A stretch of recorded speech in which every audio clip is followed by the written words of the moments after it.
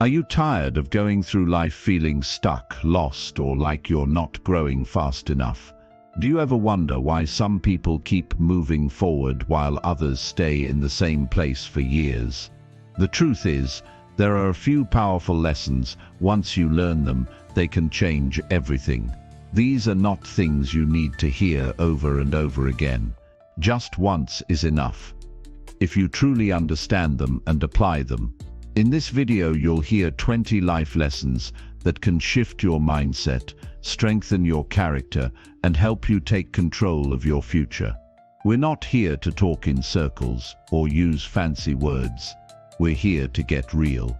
If you want more clarity, more purpose, more strength in how you live each day, stay with me until the end. This could be the breakthrough you've been waiting for. Let's start with lesson number 1. Lesson 1. Embrace responsibility to truly control your life. If you want to take control of your life, you must start by embracing responsibility. Nothing changes until you do. The moment you say, "I am responsible," everything begins to shift. Because now, it's not your parents, not your boss, not the government, not the economy, it's you. And that's a powerful place to be. When you finally take responsibility, you stop waiting. You stop waiting for someone to fix it. You stop waiting for better conditions. You stop blaming and start building. You stop making excuses and start making progress. Now here's what I've learned over the years. Most people don't want to take responsibility. They want to stay comfortable. They want someone else to clean up the mess. They want to complain about what's wrong, but not do the hard work to make things right. That mindset keeps you weak. It keeps you small. It keeps you stuck in the same place year after year. If you want real growth, if you want real strength, if you want real success, then you must stand up and take ownership of your life, completely, fully, without hesitation. Think about how much time people waste pointing fingers. Think about how many people are walking around angry at the world, blaming their childhood, their circumstances, their past relationships. But the truth is that anger won't build a better future. That blame won't pay your bills. That frustration won't help you sleep better at night. If you want peace, if you want clarity, if you want to sleep with confidence, knowing you gave your best today, then you must rise above the blame game. You must accept the truth. Your life is in your hands now. And it's not easy. I understand that. Taking responsibility means you no longer have a shield. You can't hide behind excuses. You can't pretend it's someone else's fault. You can't keep waiting for someone to save you. That's hard, but it's necessary. It's the first real step to power. It's the beginning of growth. And most importantly, it's the door to freedom. Because once you own your life, you get to change it. When I was young, I didn't know this. I used to blame everything. I blamed my lack of education. I blamed my job. I blamed the economy. I had a long list, but one day, someone asked me a question that changed everything. What if your life doesn't change until you do? That question shook me. It forced me to look in the mirror. And when I finally said, "Okay, I am responsible," that's when my life began to move in a better direction. Now, responsibility doesn't mean you control everything. That's not what I'm saying. You can't control the weather. You can't control what others say or do. But you can control how you respond. You can control your mindset. You can control your actions. You can control the effort you give. You can control the way you treat people. And that's more than enough. That's where all your power lives. Responsibility is not a punishment. It's a gift. It puts you in the driver's seat. It gives you authority over your choices. It allows you to shape your habits, build your skills, protect your peace, and earn your results. And when life gets hard, and it will, it's responsibility that helps you stay grounded. Because you'll know you're not waiting on anyone else. You're doing your part. Some people wait for motivation to come. Others create discipline. Some people wait for the right mood. Others build the right mindset. Some wait for support. Others become their own support system. This is the difference responsibility makes. It turns you from a passive dreamer into an active doer, from a victim to a leader, from someone who wishes to someone who works. And when you start to work on yourself, something amazing happens. You start seeing progress. Maybe not big leaps at first, but small wins. You feel stronger. You feel more in control.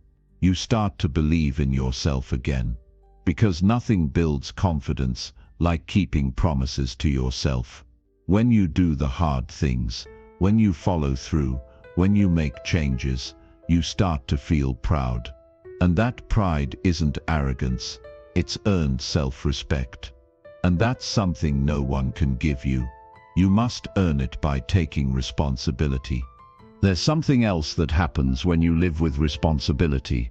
You stop tolerating nonsense. You stop putting up with lies. You stop wasting time with distractions. You become clear. You become focused. You become intentional. You start protecting your energy. You stop giving attention to things that don't build you up.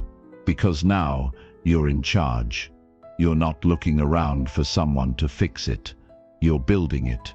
You're leading your own life. And here's what I want you to remember. You're not behind. You're not too late. You're not broken. You just have to decide today to take charge. It's not about what's happened before. It's about what you do now. You can start over. You can rebuild. You can change your story. But it starts with you, not your family, not your friends, not your job, just you. You can say, I'm going to change the way I think. You can say, I'm going to build better habits. You can say, I'm going to face my problems instead of hiding from them. You can say, I'm going to stop blaming others and take full responsibility for my life. And if you say it, and mean it, and act on it, your life will begin to change. And it won't be perfect. There will still be struggles, there will still be mistakes, but now you'll be the one in control. And that's what matters. You'll be choosing your path instead of drifting. You'll be building your life instead of hoping. You'll be working through it instead of waiting on someone else to fix it. Now, here's the part most people miss. Responsibility doesn't feel good at first. It's uncomfortable. It's humbling. It makes you see all the things you avoided for years. But if you stay with it, it will give you something far better than comfort. It will give you strength. It will give you discipline. It will give you real confidence. And it will give you peace of mind. You won't need people to tell you you're doing well. You'll feel it inside.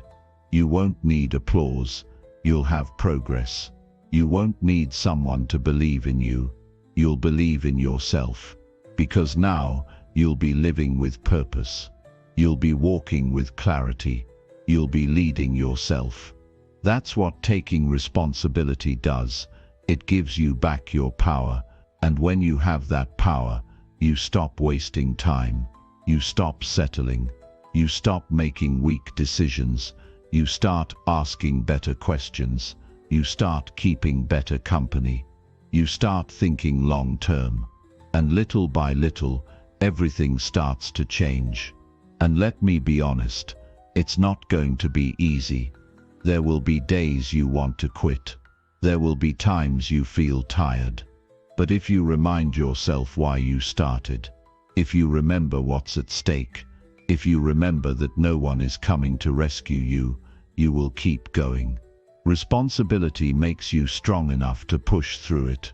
It gives you the ability to say, this is hard, but I'm doing it anyway.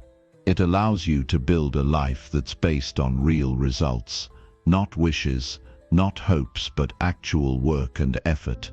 And that's what real fulfillment comes from. No one feels proud of blaming others. No one feels fulfilled avoiding problems. But we do feel proud when we show up for ourselves. We feel proud when we take ownership. We feel proud when we clean up our lives and grow into someone we respect. That's what I want for you. I want you to look in the mirror and say, I'm proud of the person I'm becoming. And that starts right now. Not next week. Not when it's easier. Right now. Today. Because today is the only time you can change something. Today is the only time you can take that step. And that first step is saying, I am responsible. It's not just a sentence. It's a commitment. It's a declaration. It's the foundation of growth. Everything you want, peace, confidence, progress, clarity, it starts here, right now. With one decision, one mindset, one action. Take full responsibility for your life. Not half, not part, all of it. And once you do that, no one can stop you. Because the person who is willing to take responsibility is the person who is ready to rise, ready to build, ready to lead, ready to become more. And once you become more, you attract more, you create more, you experience more. Not by accident, but by design. Your design, because you took responsibility. And that, my friend, changes everything. Lesson 2. Stop complaining and start taking powerful action now. Stop complaining and start taking powerful action now. That's the second lesson. And it's a big one. If you want to make real progress, you have to cut the habit of complaining out of your life completely. Complaining never built anything. It never fixed a problem. It never created an opportunity. All it does is feed frustration, waste energy, and keep you trapped in the same situation. You can't grow if your energy is going into blaming everything around you. You can't build your life while tearing everything else down with your words. Change doesn't begin with noise. It begins with action. People complain because it gives them temporary relief. It lets them feel like they're doing something when they're really just spinning in place. But that short burst of emotional comfort comes at a cost. Every time you complain, you train your mind to stay stuck. You train yourself to focus on what's wrong instead of what's possible. And that mindset turns into a cycle. The more you complain, the less action you take. The less action you take, the worse things feel. And the worse things feel, the more you complain. If you want to break the cycle, you have to stop feeding it. You have to develop a new response. Instead of saying, "Why is this happening to me?" you say, "What can I do about this?"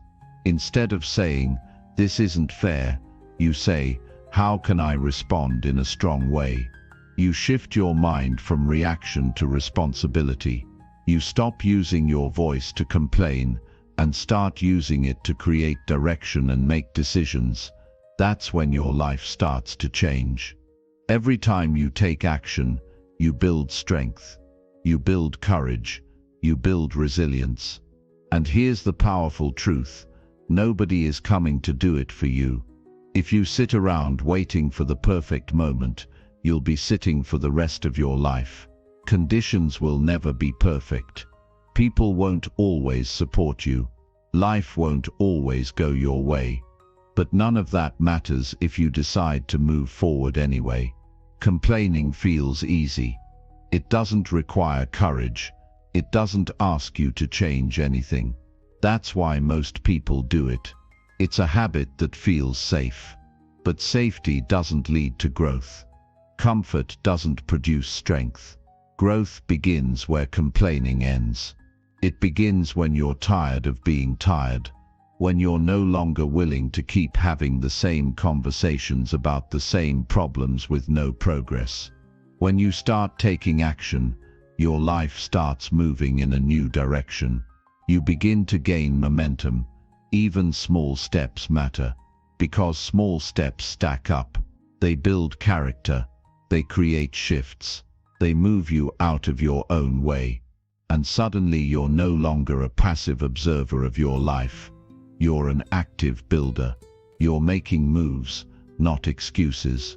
People who complain are often looking for someone to agree with their pain. They want to be heard. They want their struggle to be validated. That's human. That's real. But if you want freedom, you can't stop at being heard. You have to be willing to do something about it. You have to ask yourself, what's one thing I can change today? And then do that. Not tomorrow, not later. Today. That's how you escape the noise and step into your power. Some people spend years talking about what's wrong with their life, but they never open a book. They never change their habits. They never confront their fears. They never shift their mindset. They never try something new. You can't move forward if all you do is replay the past. Action is how you build a new future. Complaining only ties you to the one you're trying to escape. It takes strength to stop complaining. It takes humility to admit you've been stuck in a loop. But once you choose to break free, you'll start noticing something powerful. You feel more in control. You feel more clear. You feel more motivated. Because now your energy is going into doing, not doubting, into effort, not excuses. And yes, it takes work. It takes daily effort. It takes patience. But if you commit to taking even one useful step each day, the results begin to build. You become more focused. You become more intentional. You stop looking for someone to blame and start looking for something to build. There's another truth that's often hard to accept. Sometimes we complain because we're scared to try. Complaining gives us a way to protect ourselves from failure. If we never try, we never lose. But if you live like that, you also never grow. You never evolve. You never find out what you're capable of. You must be willing to risk failure in order to reach success. That's where action comes in. Taking action is uncomfortable, but it's also necessary. It's the price of progress. You will make mistakes. You will stumble, but you will learn, and you will grow stronger. That's something complaining will never offer you. Complaining keeps you the same. Action transforms you. If something bothers you, don't speak about it for hours. Do something about it. If your habits are holding you back, change them. If your environment is draining you, move forward. If your health is suffering, take the first step. If your goals are slipping away, recommit and refocus. Talk less about the problem and put your energy into building the solution. That's how leaders live. That's how builders think. That's how people who want to change their lives move. And you don't need to wait until you feel ready. Most progress happens when you take action before the feeling shows up. You act first, then the confidence comes, not the other way around. You move forward even when it's hard. Especially when it's hard. Because if you only act when it's easy, you won't grow. But if you move through resistance, you'll build a life you can be proud of. We've all had moments when things felt unfair, when it seemed like life had us cornered. But complaining never made those moments better. What made the difference was action. The decision to rise above it. The strength to say, I'm not staying here. The courage to build again from where you are. That's what changes lives. And the best part, it doesn't take a huge move. You don't need to change your whole life overnight. You need one decision, one change in direction, one honest look at yourself, followed by one strong move. That's the beginning. That's the turning point. And it's available to you right now, not after everything is perfect, not after everyone approves. Right now, you don't have to be the loudest. You don't need to convince others. You just need to prove it through action. Every day, quietly, consistently. No announcements, just effort. That's where the respect comes from. Especially self-respect. You know when you're showing up for your life and when you're hiding behind excuses. And when you make that shift from hiding to showing up, everything starts to feel different. You begin to hold your head higher. You speak with more conviction. You walk with more purpose. Because now you're living by decision, not reaction. You're not controlled by what happened. You're guided by where you're going. That's the strength that comes from action. And here's something else to remember. You don't need everything figured out. You just need to be willing to move. Action teaches you what to do next. Action reveals the next step. Complaining only creates confusion. Action creates clarity. So if you feel stuck, don't talk about being stuck. Move your feet. Move your thoughts. Move your focus. Progress doesn't come from thinking about it endlessly. It comes from doing something. And when you do something, you feel alive. You feel useful. You feel like you're doing your part. That feeling is what builds confidence.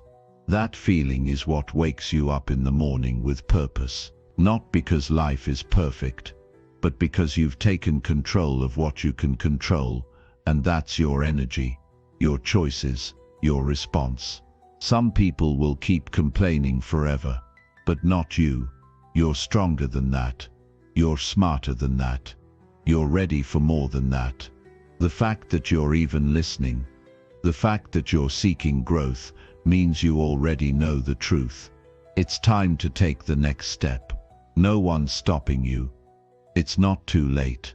You're not too far behind. You're not lacking anything except consistent action. So stop saying you don't have time. Make time. Stop saying you're too tired. Take care of your energy. Stop saying you don't know how. Start learning.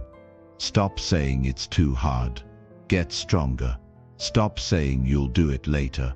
Do it now. That shift in mindset, that's what separates those who make progress from those who keep talking about it. And I want you to see yourself clearly, not as someone who needs help, but as someone who can help themselves. Not as someone waiting for permission, but as someone who gives themselves permission. Not as someone stuck in the past, but as someone committed to building a better future. You don't need to speak about what's wrong anymore. You need to get up and work on what's right. You need to build your health. You need to sharpen your mind. You need to invest in your skills. You need to grow your character. You need to do the things that others avoid. That's how you rise. That's how you win. Complaining gives you attention. Action gives you results. Choose the one that actually improves your life. Choose the one that makes you proud. Choose the one that takes effort and courage, but pays off every single day. That choice is yours. Always has been. Always will be. And the sooner you make it, the sooner your life begins to change. Take responsibility. Take ownership. Take action. You've got what it takes. You don't need to wait for another sign. This is your moment. No more talking about what's wrong. No more waiting for things to change. Start making them change. You are more than your circumstances. You are more than your mistakes. You are more than your doubts. You are capable. You are strong. You are ready. Now go prove it through action. Lesson 3. Choose discipline daily to reach your biggest goals. Discipline is the bridge between where you are and where you want to go. Without it, even the greatest dreams will collapse under pressure. Discipline is the quiet force that shapes your future when no one is watching. It's the decision you make every day to do what must be done, Not what's easy, not what feels good, but what actually moves you forward. You don't need more motivation. You don't need another inspirational quote. You need daily discipline. That's what separates those who achieve from those who only wish. You have goals. You have something inside of you that wants to grow, to rise, to reach something meaningful. But those goals don't move themselves. It's not enough to think about them. It's not enough to talk about them. You must work toward them every single day with intention and discipline. And the truth is, discipline is hard. It's uncomfortable, but it works. And it works every time you use it. Most people wait for the perfect feeling to act, but feelings are unreliable. Some days you'll feel strong, other days you'll feel tired. That's why discipline matters more than feelings. Because when your mood says stop, discipline says go. When your excuses get louder, discipline gets stronger. It's the inner voice that tells you to get up early, to study when you're tired, to train when your body says rest, to keep going when it would be easier to quit. You build discipline one decision at a time. You don't need to overhaul your entire life in a day. You just need to keep choosing what's right over what's easy, over and over again. That's how habits are formed. That's how progress is built. That's how character is shaped. Every time you do the difficult thing, even when no one's watching, you build a stronger version of yourself. There's no shortcut. There's no secret hack. There's no way around it. If you want to succeed in anything, discipline must become a part of your life. And it's not something you turn on and off when it's convenient. It must be something you live by. Every day, even on weekends, even on holidays, especially on the days you don't feel like it. That's when it counts the most. Without discipline, you'll start and stop. You'll drift from one goal to the next, without completing any of them. You'll make promises to yourself that you don't keep.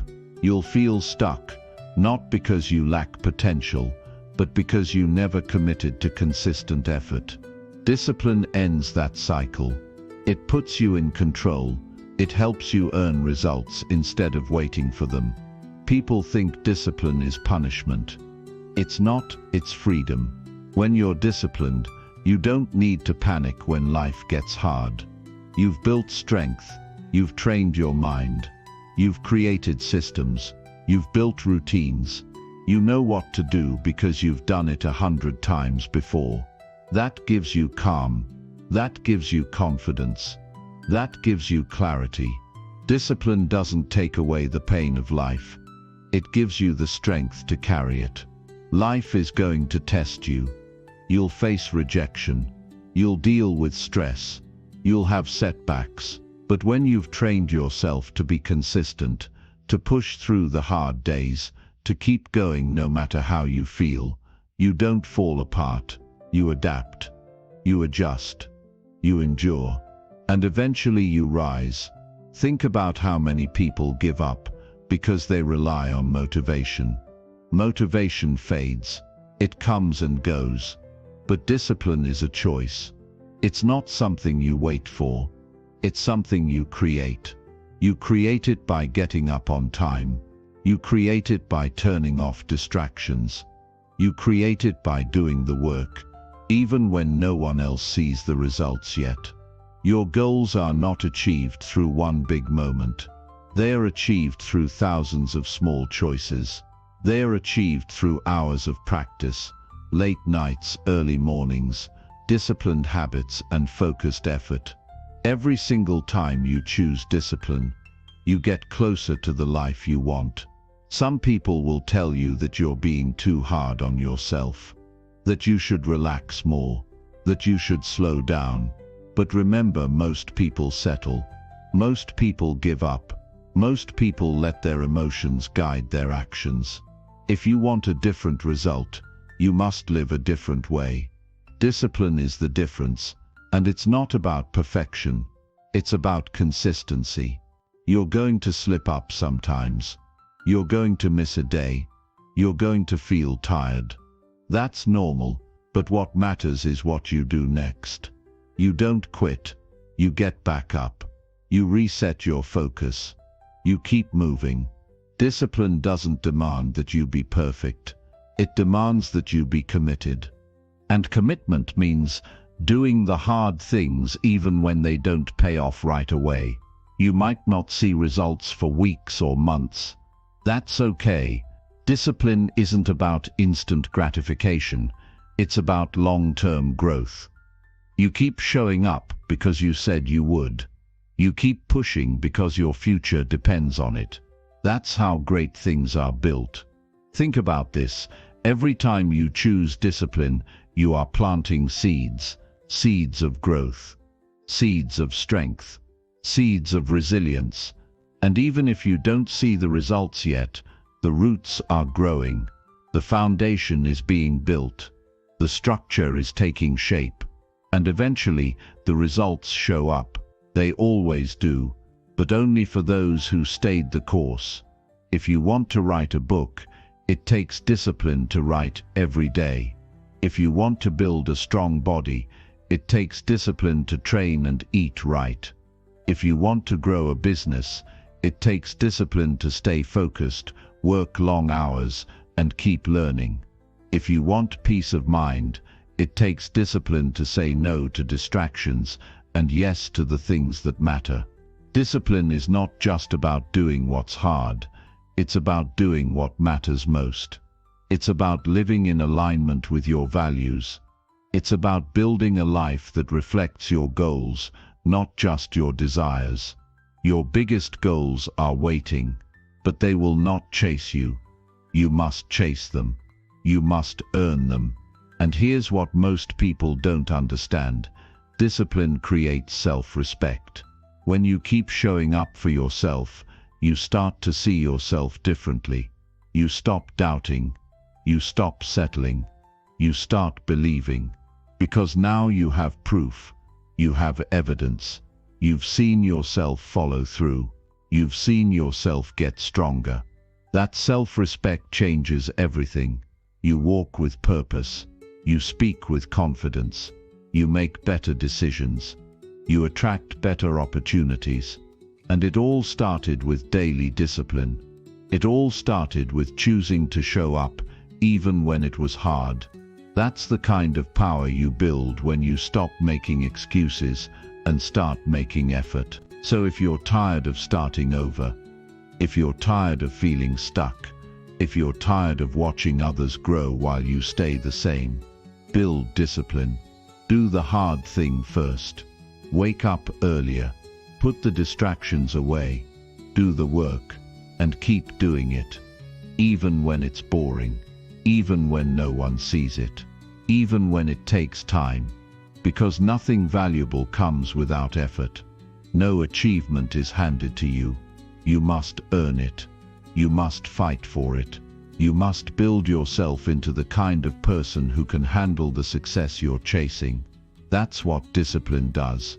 It prepares you. It shapes you. It trains you. And the best part, discipline compounds. The more you use it, the easier it gets. It becomes a way of life. It becomes a part of you. And when it becomes who you are, nothing can stop you. Not laziness. Not distractions. Not setbacks. Because now you've trained your mind to stay focused.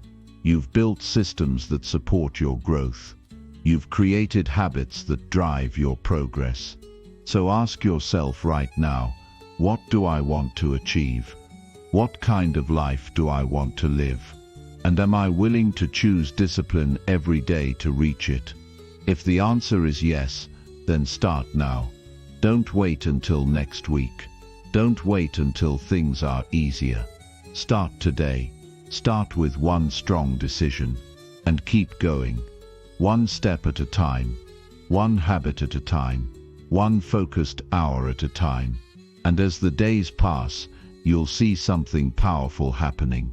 You'll be getting better. You'll be getting stronger. You'll be getting closer. Not because it was easy, but because you were disciplined enough to stay the course. And that's something no one can take away from you. You will become the kind of person who doesn't need to be pushed, because now you push yourself. You will become the kind of person who follows through, who doesn't break promises to themselves, who shows up, who delivers, who finishes what they start. That person is built through discipline. You don't need more time. You don't need more chances. You don't need more support. You need more discipline. And once you choose it, fully and completely, everything else begins to align. Your focus improves. Your confidence grows. Your path becomes clear. Because now you're not just dreaming. You're working. You're building. You're becoming. And that's what it takes to reach your biggest goals. Lesson 4. Master your emotions to stay calm under pressure. If you want to grow into the person you're meant to be, you must learn to master your emotions. Not manage them, not bury them, master them. That means learning how to stay calm when everything around you is chaotic. That means choosing how you respond when pressure rises. That means keeping your head clear when others are losing theirs. Emotional control is a skill, and just like any skill, you can develop it. But it takes awareness, it takes practice, and it takes complete honesty with yourself. The truth is, your emotions are not your enemy. They're signals. They tell you when something matters. They tell you when something's off. But they're not supposed to drive your life. They're not supposed to make your decisions. When you let your emotions take over, you start reacting instead of thinking. And the more you react, the more mistakes you make.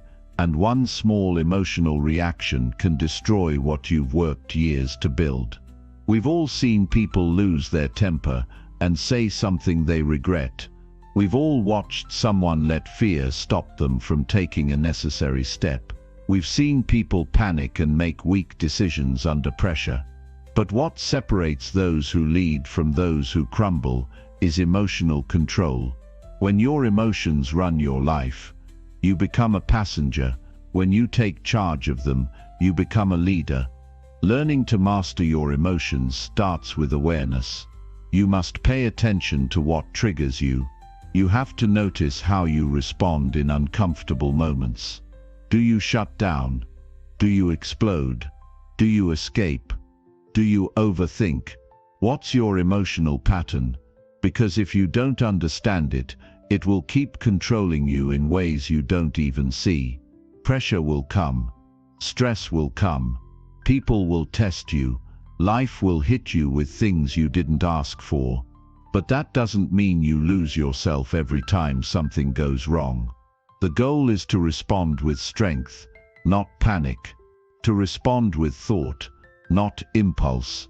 That's what emotional mastery gives you. Stability, strength, presence, power. It starts in small moments. When someone speaks to you in anger, can you stay calm? When something doesn't go your way, can you keep your balance? When you feel fear, can you still take the next step? These moments decide your future more than any big goal does. Because if you can stay steady in the storm, you can outlast the chaos.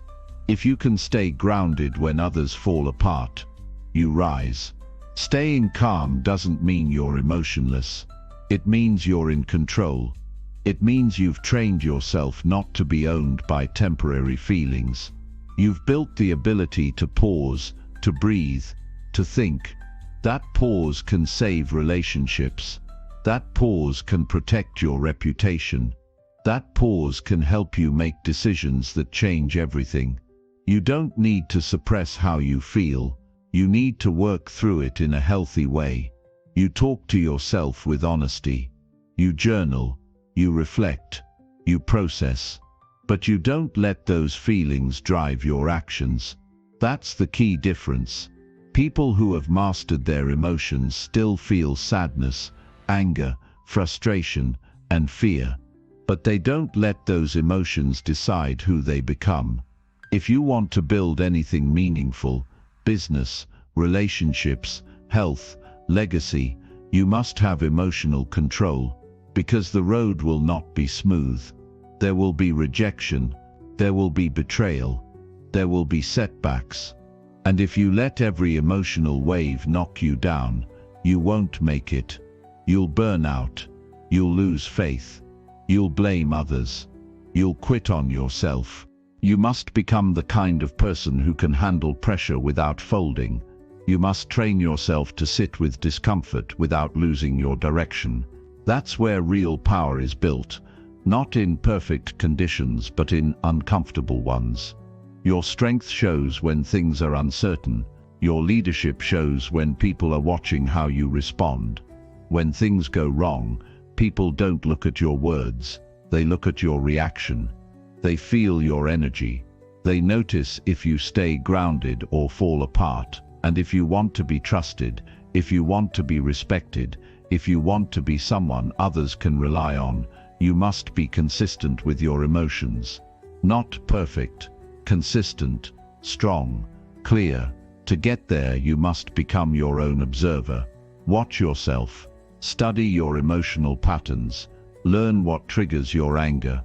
Understand what brings out fear.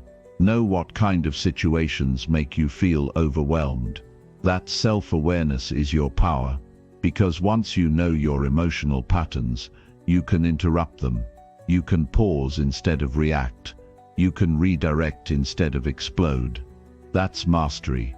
It's also about protecting your energy. If you're always reacting, always stressed, always emotional, you burn out. Your mind becomes cloudy. You stop thinking clearly. You start making decisions based on pressure, not wisdom. That's when things fall apart. You must protect your peace like it's your foundation, because it is. You protect your peace by setting boundaries. You protect it by walking away from emotional chaos. You protect it by creating habits that calm your nervous system. Daily routines, stillness, deep breathing, meaningful reflection. These are not soft tools. They are powerful weapons in the fight against emotional chaos. If you want to be strong, you must be steady, not rigid, not numb, steady, grounded, calm under fire. When people around you are panicking, be the one who sees clearly. When emotions are high, be the one who slows down. When everything feels like it's falling apart, be the one who holds it together, not through force, but through clarity. There's a kind of quiet confidence that comes from mastering your emotions. It's not loud, it's not flashy, but people feel it. You walk differently, you speak differently, you make decisions from a place of stability. You're not chasing peace, you are peace. That makes people trust you. That makes people want to follow you. That's real leadership. And here's something else to think about. When you master your emotions, you gain time. You're not wasting energy overthinking. You're not stuck in drama. You're not recovering from emotional outbursts. You're focused. You're efficient. You're productive. You're building, not spiraling. That gives you an edge. That gives you progress. You also start to treat people better. When you're emotionally steady, you stop taking things personally. You stop projecting your pain onto others. You stop reacting from insecurity. Instead, you listen better. You understand more. You create connection, not conflict. That's how relationships are strengthened, through calm communication, through honest emotion, not uncontrolled reactions. Mastering your emotions will challenge you. It's not easy, but it's worth every bit of effort. Because once you do it, you don't fear situations anymore. You don't fear failure. You don't fear pressure. You don't fear criticism. You can handle anything. Not because it doesn't hurt, but because it doesn't break you. You develop thick skin. You stop being tossed around by every feeling. You start living by choice, not by chance. You respond instead of react. You slow down when it matters. You stay patient when others are rushing. You become the kind of person who builds with strength, not from panic, not from insecurity, but from deep internal control. You gain more control over your time, your focus, your results. Your life starts to reflect this inner calm. Your goals become more reachable. Your progress becomes more consistent, because now you're not just showing up when things feel good. You're showing up because you've trained yourself to. You start to feel proud, not just because of what you do, but because of how you handle yourself. You know what you've been through. You know how hard it was not to react. You know the effort it takes to stay balanced. And that builds pride, quiet, earned pride, the kind that no one can take from you. It also makes you unstoppable, because now life can throw things at you and you don't fall apart. You adjust, you breathe, you solve, you lead, you keep going. And when people ask how you're so calm, you'll know it's not luck. It's work. It's practice. It's years of learning how to be still when the pressure is high. You will stand out, not because you're the loudest or the flashiest, but because you're calm when others panic. You're clear when others are confused. You're balanced when others are emotional. That kind of presence can't be faked. It can only be earned. So keep working on yourself. Keep training your emotions. Keep choosing clarity. Keep choosing patience. Keep choosing stillness. Every time you do, you get stronger. Every time you stay calm under pressure, you grow. And over time you'll look back and realize you didn't just master your emotions, you mastered your life. Lesson 5. Focus clearly on your strengths and improve daily. The fastest way to become better is to focus on what you do best and sharpen it daily. The people who rise the highest in life are not the ones who try to be great at everything. They're the ones who identify what they're naturally good at and then make it stronger with consistent effort. Strengths are not enough by themselves. A strength that is never improved becomes average over time. If you want to separate yourself from the crowd, you must treat your strengths like they matter. You must protect them, develop them, and give them attention every day. You don't need to fix everything about yourself before you move forward. What you need is clarity. Clarity about who you are. Clarity about what you bring to the table. Clarity about what makes you valuable in the real world. When you know your strengths, you can stop wasting energy trying to be someone else. You can stop comparing yourself to others. You can stop chasing skills that don't belong to you. You can start walking your path instead of copying someone else's. The key is to know where your real value lives. Maybe you're a great communicator. Maybe you can solve problems quickly. Maybe you're good with people. Maybe you have strong focus. Maybe you're a great planner. Maybe you think creatively. Whatever it is, find it. Own it. Build on it. Make it sharper. That's where your confidence will grow. That's where your results will accelerate. Because life rewards those who show up with real value, and real value comes from deepening your strongest qualities. But it doesn't happen by chance. It takes commitment. It takes effort. You have to train that strength like a muscle. You have to work on it every day. That means reading books that challenge your thinking. That means practicing the skills that make you better. That means surrounding yourself with people who stretch your standards. It means giving up distractions and replacing them with intentional practice. Your strength becomes powerful when you choose to invest in it daily. And this is not about ego. It's not about thinking you're better than anyone else. It's about being honest with yourself, about where your natural talent is, and putting serious work into it so it becomes rare. In a world where most people drift, those who focus with intensity on their strengths become irreplaceable, not because they do everything, but because they do their thing better than most. There's a myth that says you have to fix all your weaknesses before you succeed. That's not true.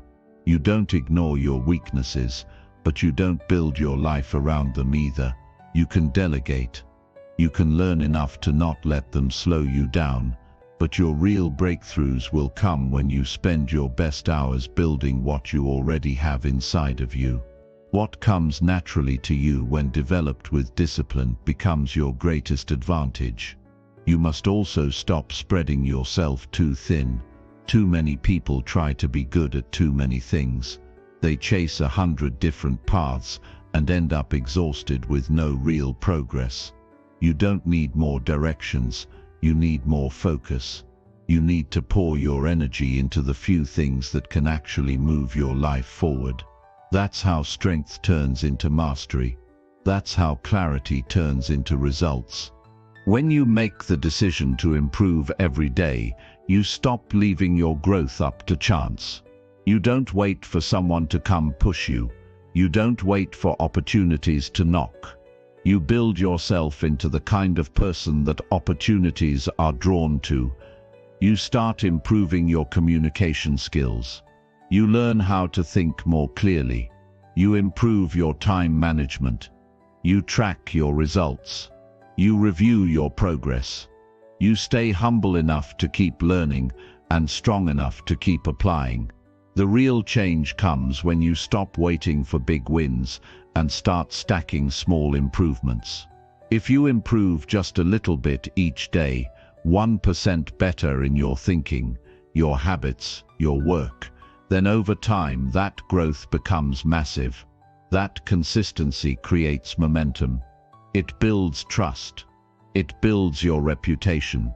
People start to notice your discipline. They start to respect your process, and your confidence grows, not because you talk about it, but because you see yourself getting better. There's something powerful about working on your strengths in private. No applause, no recognition, just quiet, focused effort. The world doesn't need to know what you're building. They'll see it later. Right now, what matters is the work. The late nights, the early mornings, the repetition, the refining, the constant improvement. That's where strength is shaped. And don't let frustration stop you. Progress is not always visible right away. You might practice your skill for weeks before you feel a shift. You might put in hours without seeing a return, but the return always comes. Growth is slow at first, but once it picks up, it accelerates. The mistake most people make is quitting too soon. They stop improving because they don't feel progress. They let their emotions dictate their effort. But improvement doesn't respond to emotions. It responds to commitment. You must also protect your focus. That means cutting out time wasters. That means saying no to things that don't align with your goals. That means removing anything that drains your energy and gives you nothing back. Focus is not just about what you do, it's about what you refuse to do. You can't go deep into your strengths if you're constantly distracted by everything else. And growth doesn't happen by accident. You must create systems. You must schedule time to practice. You must create space for learning. You must measure what you're doing and adjust when it's not working. That's how you make your strengths something you can rely on, not just something you talk about. The people who win are the ones who treat their improvement like a responsibility, not a hobby. You also need to understand your value in the real world. How does your strength solve problems? How does it serve others? How does it make you useful?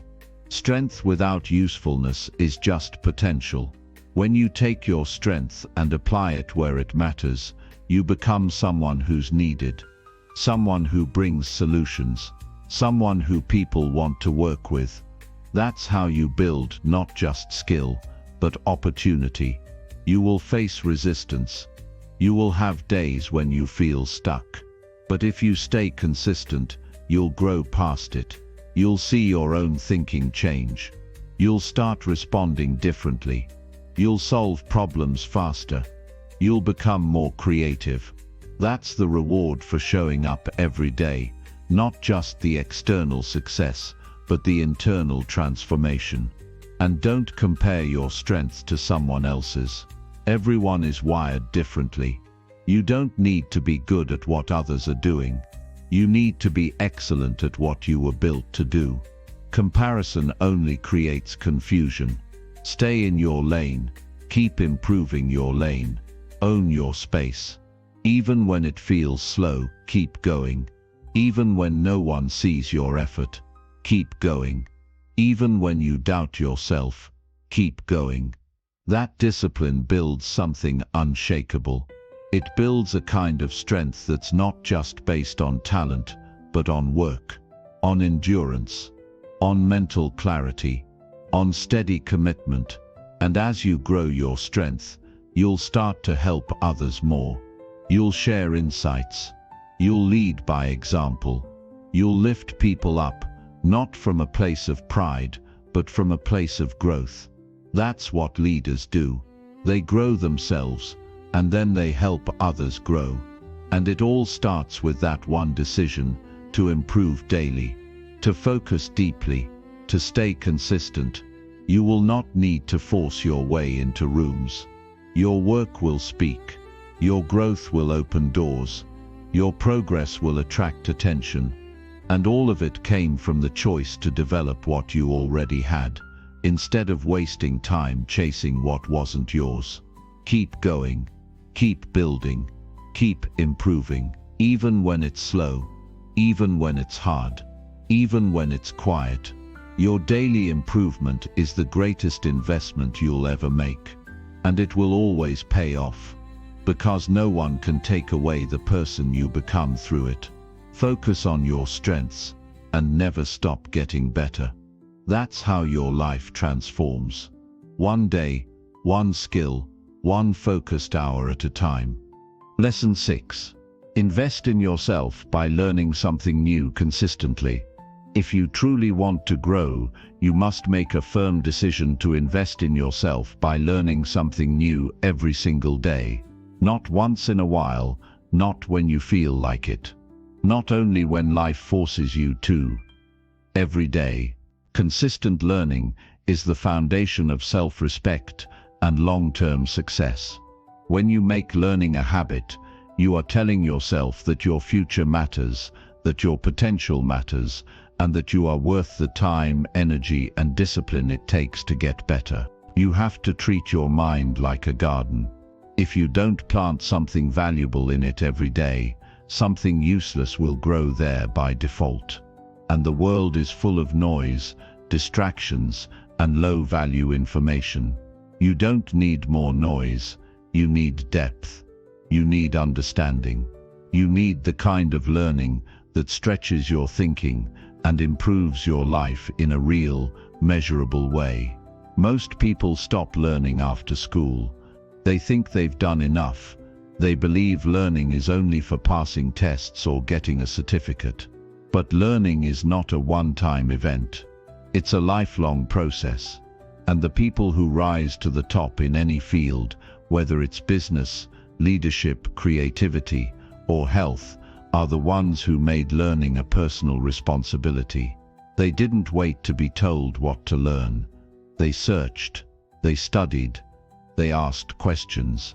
They read books. They found mentors. They watched how others moved and made it a mission to improve their own understanding. You don't have to wait for permission to get smarter. You don't need approval to start improving your mind. You just need the discipline to do it even when it's not convenient. Learning something new doesn't always require hours. It requires intention. 10 focused minutes learning something useful is more powerful than an hour scrolling through meaningless content. The problem is not time. The problem is priority. You will always find time for what matters to you. If your growth matters, you will study. You will explore. You will dig into what you don't know. The world around you is changing fast. Skills get outdated. Markets shift. Technology evolves. If you're not learning, you're falling behind. And falling behind in today's world is becoming irrelevant. That's the reality. You can't compete with the future using knowledge from the past. You must stay sharp. You must stay curious. You must stay prepared. You must become so skilled, so aware and so informed that opportunities recognize you before you even speak. When you invest in learning, you become valuable, not just because you know more, but because you can do more. You can solve problems faster. You can adapt to change. You can bring insight to conversations. You can make better decisions. And people notice that. Leaders notice that. Your environment starts to shift in your favor, not because you asked for anything, but because you became someone worth following. Every new thing you learn expands your mind. It helps you see patterns. It helps you understand people. It helps you avoid mistakes. Learning builds mental strength. It sharpens your thinking. It gives you more tools to deal with life. And when life gets hard, and it will, your knowledge becomes your armor. You don't panic. You apply what you've learned. You move with precision because you've prepared for these moments. And you don't need to be in a classroom. The classroom is everywhere. It's in a book. It's in a conversation. It's in a podcast. It's in a mistake you reflect on. It's in a story someone shares. Life teaches all the time. The question is, are you paying attention? Are you writing things down? Are you applying what you learn? Or are you forgetting it as soon as the moment passes? Information is everywhere now, but transformation comes only to those who absorb, reflect, and apply. Just because you heard something doesn't mean you've learned it. Just because you read it once doesn't mean you understand it.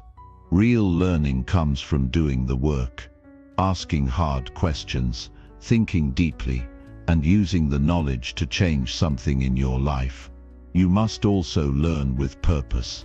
Don't just consume information to feel productive. Learn with a goal. Learn something that moves you closer to mastery. Something that helps you overcome a weakness. Something that builds on your strengths. Something that solves a real problem in your life. That's how learning becomes fuel, not just entertainment. Some people say they don't know what to learn. That's only because they haven't looked closely at their life. Where are you struggling? Where are you lacking confidence? What skill, if improved, would unlock a better future for you? Start there.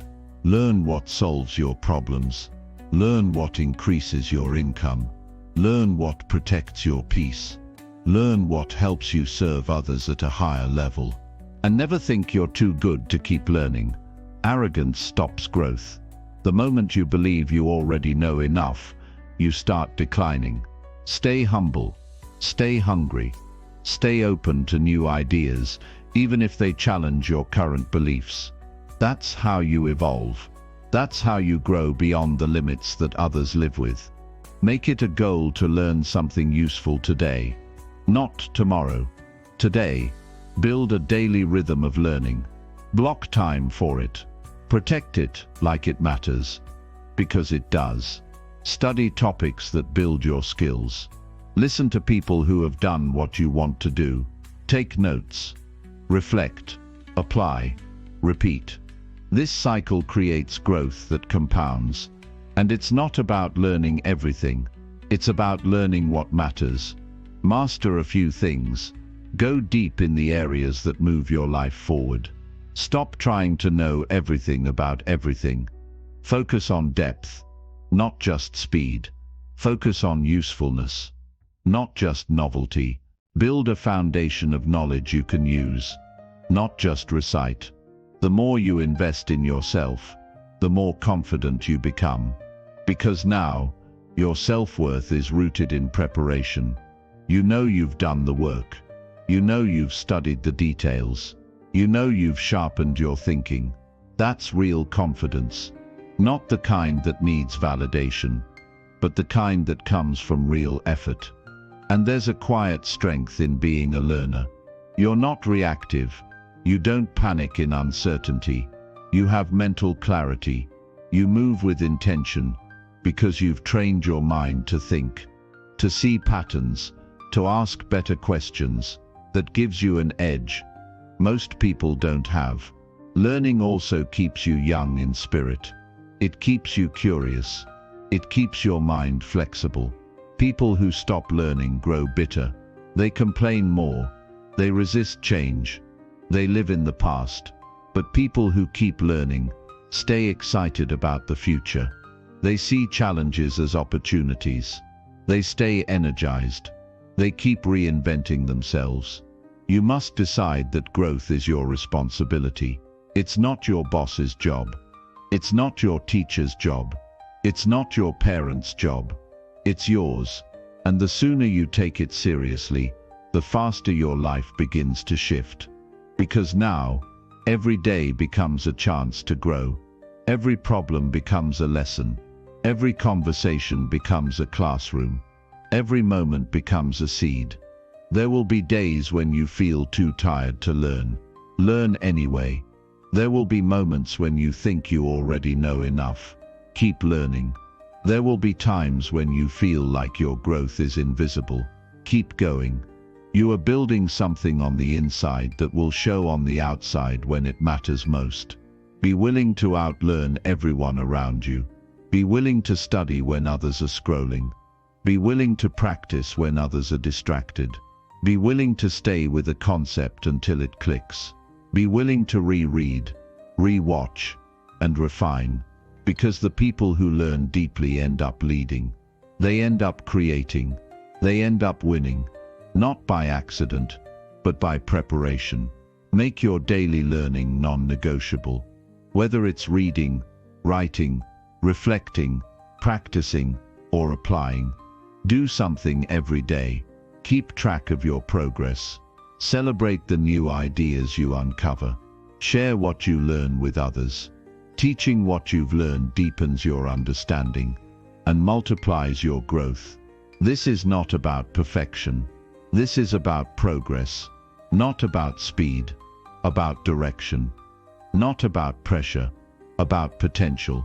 Every new insight you gain builds a stronger version of you.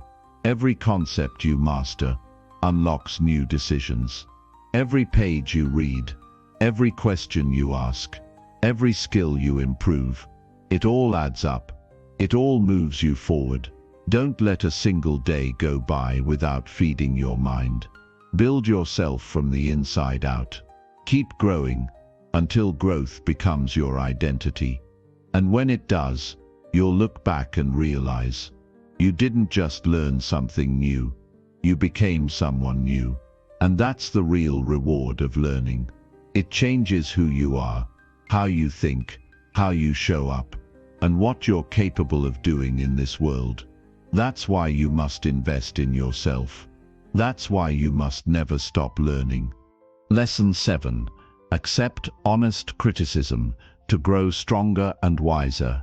If you want to grow stronger, wiser, and more effective in life, you have to learn how to accept honest criticism. Not ignore it. Not fight it. Accept it. The truth is, you won't grow if you only surround yourself with people who tell you what you want to hear. Progress begins when you're willing to hear what you need to hear, even when it's hard, even when it stings, even when your pride wants to shut it down. That's the point where growth begins. Not when you feel comfortable, but when you face yourself with honesty.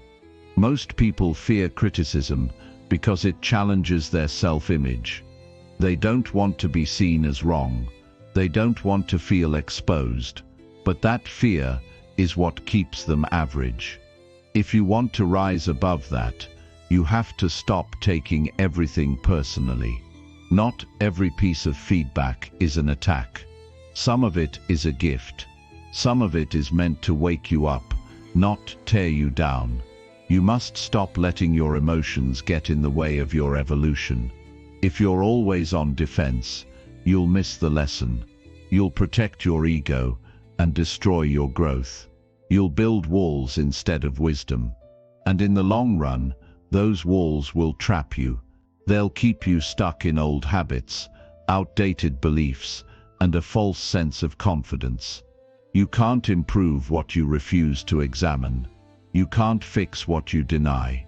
And if you're serious about getting better, you must open yourself to feedback, even when it's uncomfortable. Criticism hurts most when there's truth in it. That's why it's powerful. It shows you where you're not aligned with your goals.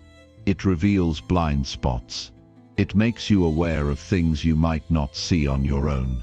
And awareness is the first step to change. You can't correct what you can't see. You can't master what you ignore. That's why you need people in your life who are not afraid to tell you the truth. But not all criticism is helpful. That's important to understand. You don't accept everything. You must learn to filter. Ask yourself, does this feedback come from someone who wants the best for me? Is it based on facts or emotion? Is it meant to help me grow or tear me down? Honest criticism comes from a place of truth and growth. It's not about shaming, it's about sharpening. And when you receive it, you must resist the urge to argue. Don't try to explain yourself right away. Don't rush to defend. Just listen. Sit with it. Think about it. Reflect on it. Take the emotion out of it and look for the value.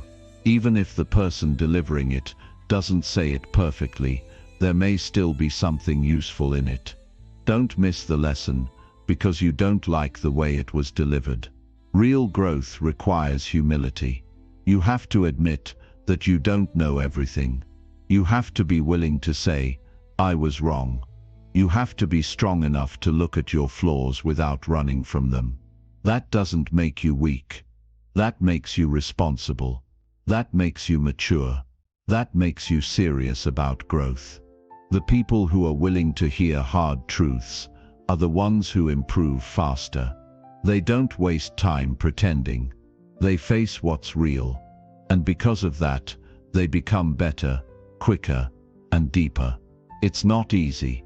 No one likes being criticized. It can feel like rejection. It can sting. But if you can learn to sit in that discomfort and pull the wisdom out of it, you will separate yourself from the majority. Most people avoid feedback. They avoid mirrors. They want praise, not improvement. But praise doesn't build you. Feedback does. Even tough feedback. Especially tough feedback. You also have to build emotional strength, because criticism will test your ego. It will trigger your pride. It will challenge how you see yourself. But if you stay calm and open, you'll notice something powerful. You're becoming less reactive, more thoughtful, more mature. That's what wisdom feels like. That's what emotional growth looks like. And it's earned through honest reflection, not emotional outbursts. You don't grow by ignoring flaws. You grow by fixing them. And sometimes you need others to help you see what needs fixing. That's not weakness. That's awareness. If you shut down every time someone points something out, you'll stay stuck. But if you take it in and use it, you gain a new edge. You level up. You learn faster. And over time that makes you unshakable. The best performers in any field are coached. They invite critique. They study their mistakes. They hire people to show them where they're off. Why? Because they want to win. And winning requires brutal honesty. Not from the world, but from yourself. It's not the criticism that hurts you, it's the refusal to accept it. The longer you avoid the truth, the longer you stay behind. You have to shift your mindset. Stop seeing criticism as a threat. Start seeing it as information. Data, a tool to become sharper. stronger, wiser, more refined. You're not being attacked, you're being adjusted. And sometimes those adjustments will unlock your next level. Look at the areas in your life where you keep falling short. Maybe it's your discipline. Maybe it's your communication. Maybe it's how you handle pressure. What if someone close to you has tried to tell you the truth and you ignored it? What if your growth has been delayed because you didn't want to hear it? That's a hard question, but it's an important one. If you're willing to listen, to really listen, you'll start noticing patterns. You'll see what you need to fix. You'll begin to grow with purpose, and people will start to notice. They'll see your growth. They'll respect your humility. They'll admire your courage. Not because you were perfect, but because you were open to being better. You must also be willing to ask for feedback. Don't wait for it to come. Seek it out. Ask the people you trust, "What's something I need to work on?" Ask them directly. And when they tell you, don't get defensive. Say thank you. Write it down. Think about it. That one conversation could shift your thinking forever. You don't have to agree with every piece of criticism, but you should always consider it. Take what's useful, leave what's not, but don't reject it without reflection. That's how people stay small. They think they already know, but real growth lives in curiosity, in the willingness to say, maybe there's more I need to understand. And remember, there's no shame in being corrected. The shame is in refusing to grow. The shame is in staying the same year after year because your pride won't let you hear the truth. You can rise above that. You can become someone who invites truth, someone who values honesty over comfort, someone who chooses growth over ego. That shift in mindset will change your life. You'll grow faster. You'll build stronger relationships. You'll lead better. You'll make better decisions. And you'll become someone others can trust, because they know you don't hide from feedback. You welcome it. You use it. You grow from it. You don't need to be perfect. You need to be teachable. You don't need to know everything. You need to be willing to learn. You don't need to protect your image. You need to protect your growth. And the best way to do that is to stay open to feedback that challenges you to go higher. So don't be afraid of honest criticism. Embrace it. Use it. Let it shape you. Let it wake you up. Let it build your awareness. Let it stretch your thinking. Let it break old habits. Let it correct your path. Let it push you forward. That's what it's for. That's why it matters. The strongest people are not the ones who avoid correction. They are the ones who learn from it, grow from it, transform because of it. You have that ability. You have that choice. Every time you're faced with honest feedback, you are standing at the doorway of growth. You can walk through it or turn away. But remember, growth always rewards the ones who are willing to hear the truth and use it. Always. Lesson 8. Build genuine relationships by giving more than taking. The strength of your life will often come down to the strength of your relationships. And if you want to build real ones, you must stop focusing on what you can take and start focusing on what you can give. Real connection is never built on selfishness. It's built on service. The most respected, loved, and trusted people are the ones who give value without keeping score. They show up with presence, with care, with support, not just when it's convenient, but because they've chosen to be people of depth and character. You can't fake that. You either live it or you don't. In every relationship, personal or professional, the question you must ask yourself is, how can I add value here? What can I do to support this person, strengthen this bond, and help them grow? Because when you focus on giving, you become someone others want to be around. People remember how you make them feel, and nothing builds trust faster than being consistently helpful, dependable, and generous with your time, your attention, and your effort. You don't need a huge network. You don't need to impress everyone. What you need is a few real connections built on respect, honesty, and mutual care. Relationships that are grounded, not transactional. Connections that don't depend on what you can offer today, but are built to last through time, challenge, and distance. That kind of connection doesn't come by accident. It's built day by day, through the small things, being honest, being available, showing up when it's not convenient, listening when it's uncomfortable, and giving without asking what you'll get back. Most people approach relationships with the mindset of what can I get? They want support, they want praise, they want favors, but they're rarely the ones giving any of those things. And then they wonder why their relationships feel shallow, why they don't last, or why people pull away over time. If you're always looking to receive, you're draining the people around you. But if you flip that mindset and become someone who adds, someone who listens, someone who supports, people will naturally want to be around you, not because they need something from you, but because they trust you. Giving doesn't mean letting people take advantage of you. It doesn't mean saying yes to everything or burning yourself out. It means offering your energy with intention, giving your presence, your attention, your knowledge, your care, and your honesty when it matters. When you give from a place of strength and balance, you lift people up, and in turn they often lift you.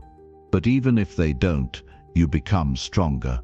Because giving builds character. It sharpens your understanding of people. It deepens your sense of purpose. You can't build strong relationships if you only show up when you need something. People see through that. They remember who called to check in when things were tough. They remember who was quiet when they succeeded. They remember who helped them without being asked. And they remember who disappeared when there was nothing to gain. Your consistency in giving, without expectation, is what makes you unforgettable. Genuine relationships require effort. They don't maintain themselves. You have to invest time. You have to communicate. You have to apologize when you're wrong. You have to forgive. You have to celebrate others when they win, even if you're still climbing. You have to be honest even when it's uncomfortable. That's the kind of work most people avoid. But that's the kind of work that builds something real. When you give more, you also grow more. Because relationships stretch you. They challenge your selfishness. They reveal your blind spots. They test your patience. And if you're serious about becoming a better human being, you need those challenges. You need people who can look you in the eye and tell you the truth. You need connections that aren't built on flattery, but on growth.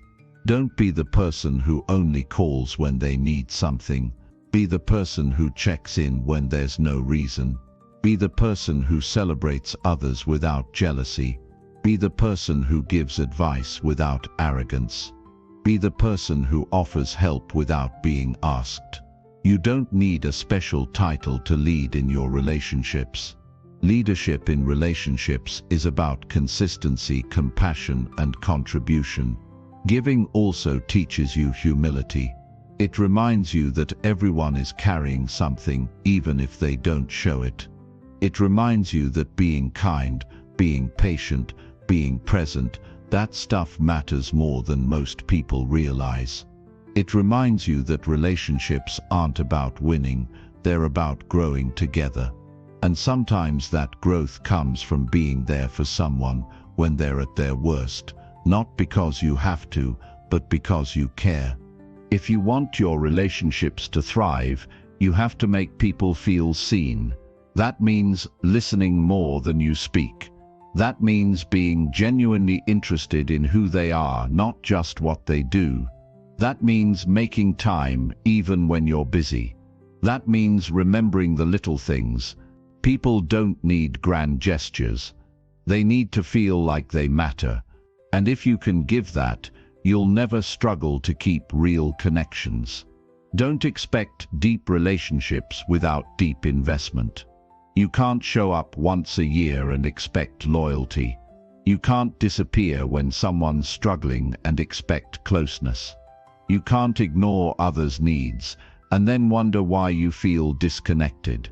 Relationships are a reflection of what you give. If you give distance, you'll get silence. If you give selfishness, you'll get resentment.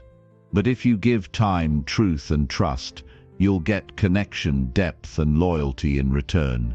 The best part is, giving in relationships doesn't just benefit the other person, it makes you better. It softens your edges. It strengthens your emotional intelligence. It helps you understand people, navigate conflict, and communicate with clarity. These are life skills, and they're built every time you choose to give instead of take. Every time you choose to serve instead of expect. Every time you choose to stay when things get hard.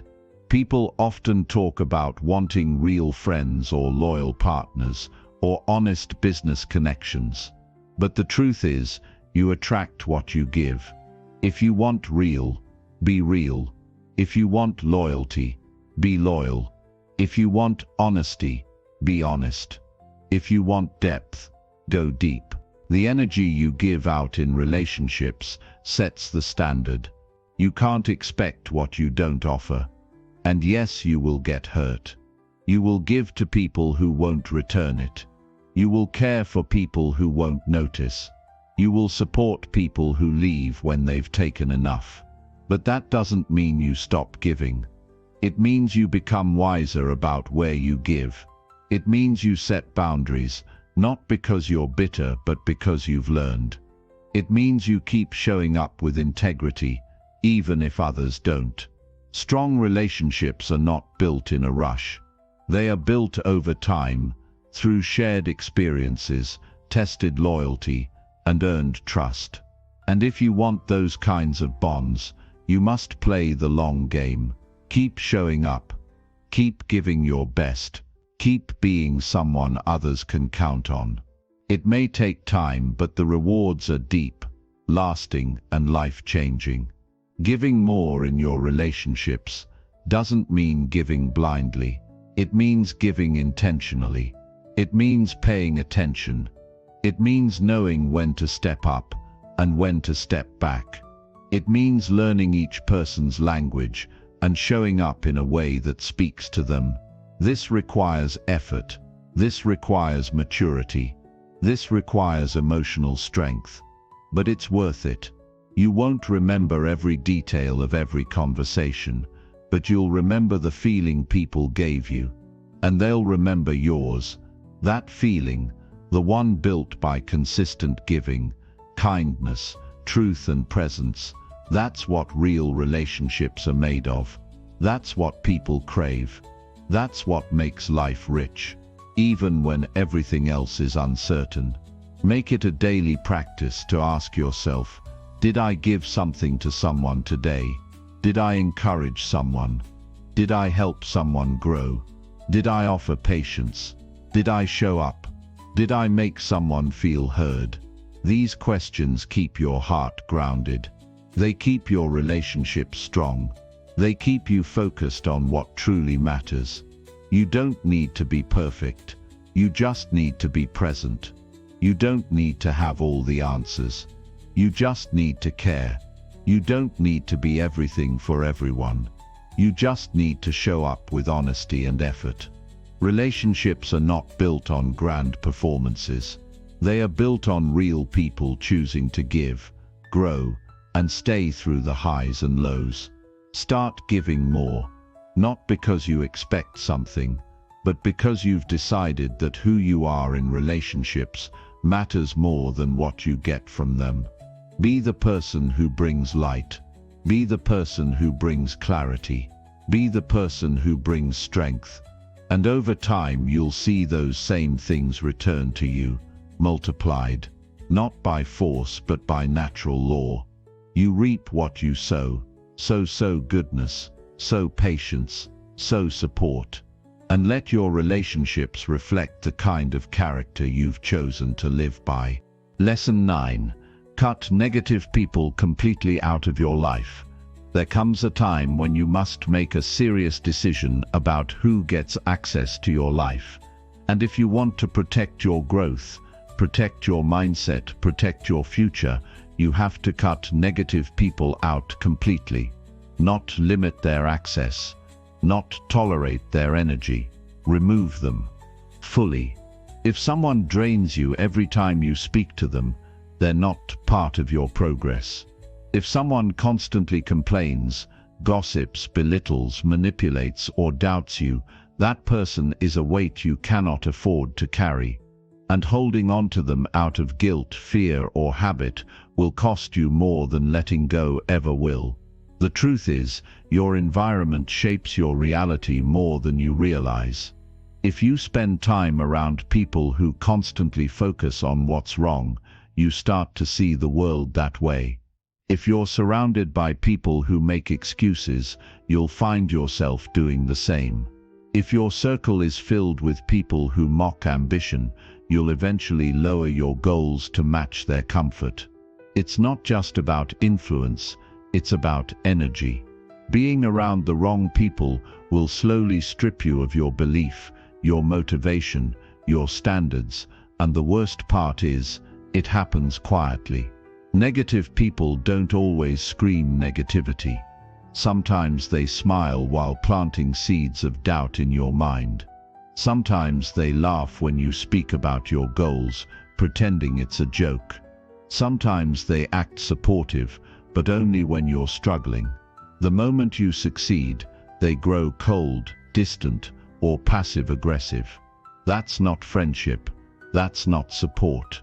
That's poison. And if you let it stay, it will infect your thinking, your emotions, your choices. You don't owe anyone access to your life. You owe yourself peace. You owe yourself progress. You owe yourself protection from people who don't respect your path. Cutting someone off is not cruel when the relationship is built on disrespect, manipulation, or negativity. What's cruel is allowing yourself to be pulled backward by someone who doesn't care if you grow. What's cruel is staying small so someone else can feel comfortable. What's cruel is giving your time and attention to people who would never do the same for you. Some people will say you've changed, and that's exactly the point. You're not supposed to stay the same. Growth means change. Progress means boundaries. Healing means separation from what harms you. And if someone only liked the version of you that was weak, insecure, or lost, of course they'll resist your improvement. But that's not your burden to carry. Your future is too important to trade for the approval of people who don't support it. Cutting negative people out doesn't always mean conflict. You don't have to argue. You don't need to explain. You don't need closure from someone who was never truly open. Sometimes the best thing you can do is go silent, withdraw your attention, shift your focus, walk away without making noise. Let your distance speak for you. Let your peace explain your decision. It's not easy, especially when it's someone you've known for years. A relative, a close friend, someone you used to trust. But time doesn't justify disrespect. History doesn't excuse toxicity. Loyalty is not meant to be one-sided. If someone consistently brings negativity into your space, you must be honest with yourself. How many times have you left a conversation with them feeling drained? How many times have you walked away questioning your own worth, your own decisions, your own direction? That's not healthy. That's not love. That's not growth. You get one life, one chance to give your energy to the right people. And if you're serious about building something meaningful, You can't carry people who refuse to rise. You can't keep saving people who don't want to be saved. You can't keep trying to fix people who choose to stay broken. That doesn't make you selfish. It makes you smart. It means you finally understand that your energy is a resource, and where you spend it determines what you build. Negative people don't need your help. They need to face the consequences of their own mindset. Sometimes, the most loving thing you can do is walk away and let them figure it out. You're not their therapist. You're not their savior. You're not responsible for their happiness. You are responsible for your space, your energy, and your growth. And if someone is constantly bringing chaos into your life, it's your responsibility to shut the door. You'll notice something when you distance yourself from negativity. You begin to breathe easier. Your mind becomes clearer. You sleep better. You think sharper. You smile more. You start hearing your own voice again, not theirs. You start trusting your own intuition again. You begin making decisions based on your goals, not their fears. That's what happens when you create space for peace. You get your power back. You remember who you are. And don't wait for a major betrayal to make the decision. Sometimes the biggest harm is in the little comments, the subtle criticism, the disguised sarcasm, the constant doubt. These things add up, and over time they make you question your purpose. Don't ignore that. Don't downplay the way someone makes you feel. If a person consistently makes you feel small, that's not love. That's a warning. You may feel lonely at first. That's normal. Letting go creates space, but that space is necessary. It gives you time to reflect. It gives you room to heal. It allows new energy to enter. And when you stand firm in your decision, you attract people who match your values. People who uplift, support, and challenge you to grow, not people who tear you down when you try to change. The people around you shape your standards. If your circle mocks ambition, you'll lower your dreams. If your friends avoid responsibility, you'll start justifying excuses.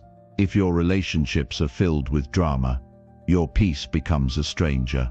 You don't rise in life by chance. You rise by surrounding yourself with people who want more, live with integrity, and challenge you to be your best. And the first step to finding those people is removing the ones who don't. It's not enough to reduce their access.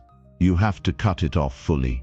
Unfollow, stop replying, block if needed. Don't keep the door open for someone who repeatedly walks in and brings chaos. Every time you allow them back, you reset your growth. You delay your progress. You lose focus. Enough is enough. Make the decision. Be firm. Move forward. Protect your mind like it's gold. Protect your energy like it's sacred. Protect your peace like it's oxygen. Because it is. Without peace you can't think clearly. Without energy, you can't build. Without focus you can't reach your goals. And the people you surround yourself with will either protect those things or destroy them. Choose wisely.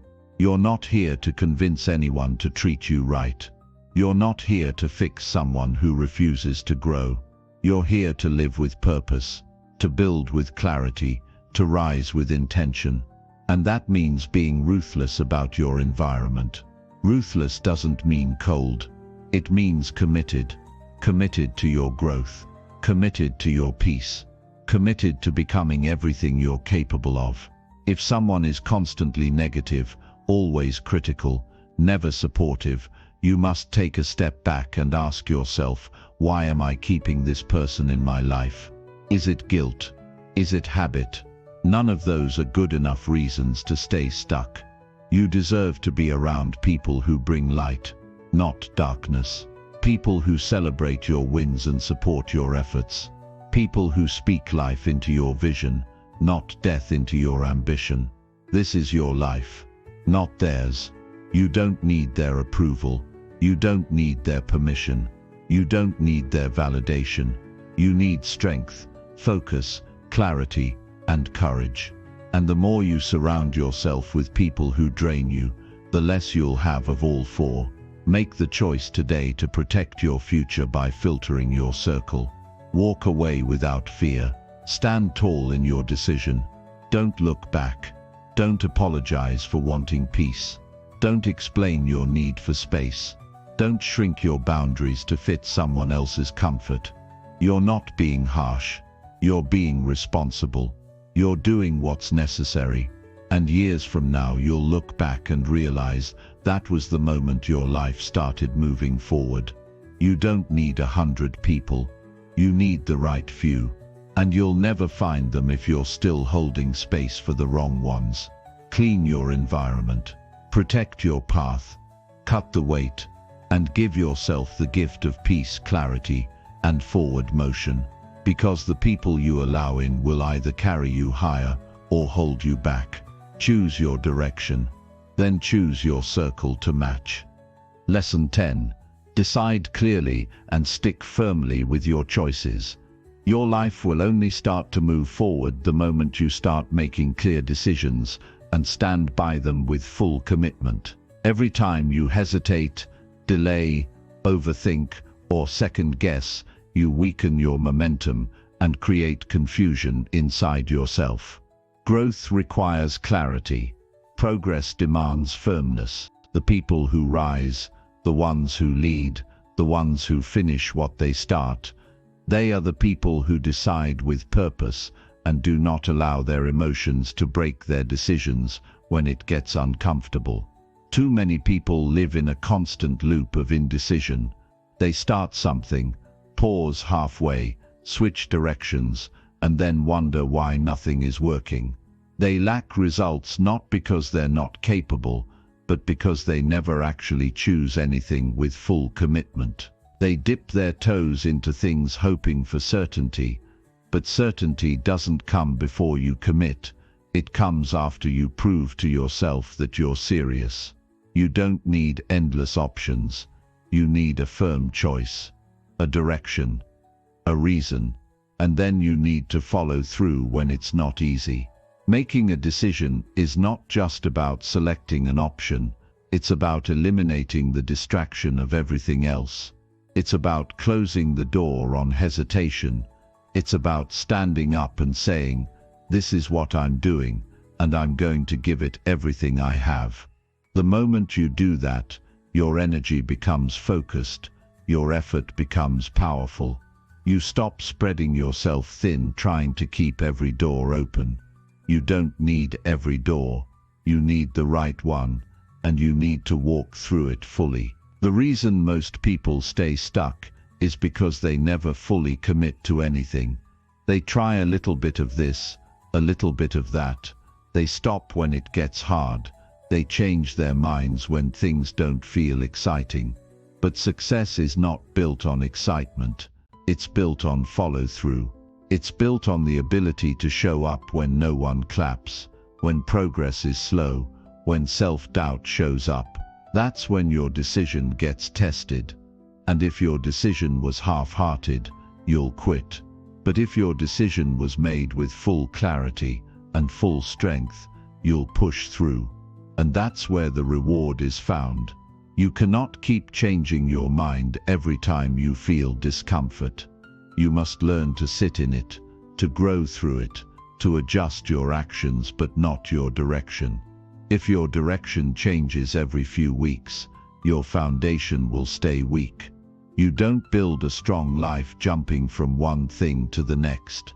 You build it by choosing one thing and going deep with it, giving it time, giving it patience, giving it all your energy, not looking back every time something else looks easier. You will not get everything right. You will make mistakes. You might even make the wrong decision. But that's not the danger. The danger is never deciding at all. The danger is waiting for perfect certainty and perfect timing. Both are illusions. There will never be a moment where you feel completely ready. There will always be fear. There will always be risk. But strong people move forward anyway. They say, This is the best decision I can make with what I know, and I'm going to trust myself enough to act on it. You must also stop asking for too many opinions. The more people you ask, the more confused you'll become. Everyone has a different perspective. Everyone sees things through their own experience. If you build your life based on everyone else's advice, you'll never feel settled. Learn to trust your own voice. Learn to sit still with your thoughts. Learn to weigh your options, make the call and move forward without needing everyone to agree. Your clarity must come from within. Once you make the decision, your job is not to constantly rethink it. Your job is to act on it, to build around it, to create structure, to hold yourself accountable. That's how discipline is formed. That's how confidence is built. Confidence doesn't come from feeling ready. It comes from seeing yourself stay committed. When you say you'll do something, and then you do it, you gain trust in yourself. And over time that trust becomes unshakable. You'll always be tempted to quit. You'll always be tempted to second guess. That's normal. That doesn't mean the decision was wrong. It means you're human. But strong humans don't give power to those thoughts. They acknowledge them and keep moving. They stay focused on the reason they started. They stay grounded in their choice. And eventually, that strength becomes part of their character. You must understand the cost of indecision. Every day you spend sitting on the fence is a day you could be building. Every hour you spend debating in your mind is an hour you could be practicing, creating, learning, growing. Indecision steals your energy. It creates anxiety. It drains your focus, and over time it leads to regret. Not because you chose the wrong thing, but because you never chose anything fully. If you want to take control of your life, start with your decisions. Don't be careless with them. Think clearly. Think long-term. Think in alignment with your values. But once the decision is made, lock it in. Commit to it fully. Move with it. Grow with it. Improve as you go, but don't stop. Don't hesitate. Don't look back every few steps. That kind of focus will separate you from everyone who's still debating. You'll never build momentum if you keep resetting the plan. Start building and let the momentum grow. Adjust your strategy, but not your purpose. Evaluate your methods, but not your mission. Stay flexible with the how, but firm with the why. That's the mindset that wins. That's the approach that builds strong results. Every time you avoid making a decision, you teach yourself that hesitation is acceptable. But hesitation kills opportunities. It keeps you in the same place while others pass you by, not because they were smarter, but because they were faster to commit. You must become a person of action, a person who decides and follows through. That's how you gain respect, not just from others but from yourself. It's also important to remember that real strength is not found in always being right. It's found in owning your choices. If something doesn't work, you adjust, you learn, you move forward with wisdom. But you never let fear of failure stop you from deciding. You never let fear of judgment paralyze your direction. You take the risk, you stay grounded, and you deal with the consequences. That's how leaders live. That's how builders think. Your time is too valuable to waste on back and forth thinking. Decide, then act, then evaluate, then improve. That cycle will carry you far, but it starts with clarity.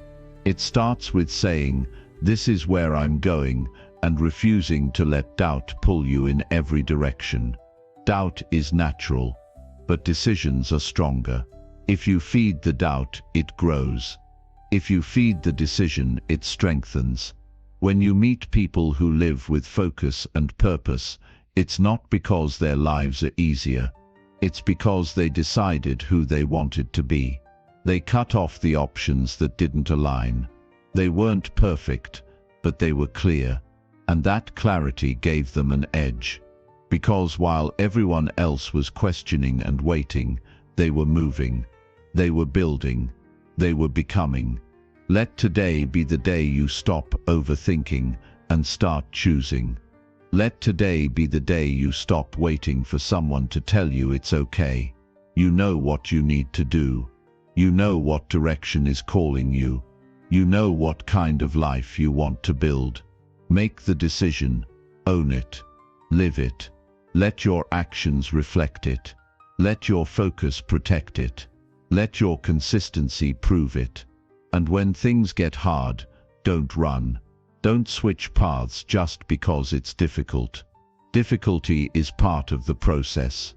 Growth is part of the reward. You're not supposed to have everything figured out. You're supposed to stay grounded while you figure it out. That's the difference between those who rise and those who stop. One group pushes through confusion. The other lets confusion stop them. You get to decide which group you belong to. Make your choices count. Don't choose based on pressure. Don't choose based on trends. Choose based on truth. Your truth. What matters to you. What drives you. What aligns with your values. That's how you build a life that feels right. Not just from the outside but deep within. That's how you sleep at night, knowing you're moving in the right direction. Even if the road is difficult. Strong people don't chase perfection. They chase progress. They don't wait for the perfect plan. They make a good one and act on it. They don't collapse under pressure. They stay steady. They don't avoid risk. They manage it. And they do it all because they made a decision and stuck with it. That's the kind of clarity that builds legacies. That's the kind of commitment that makes history. Start now.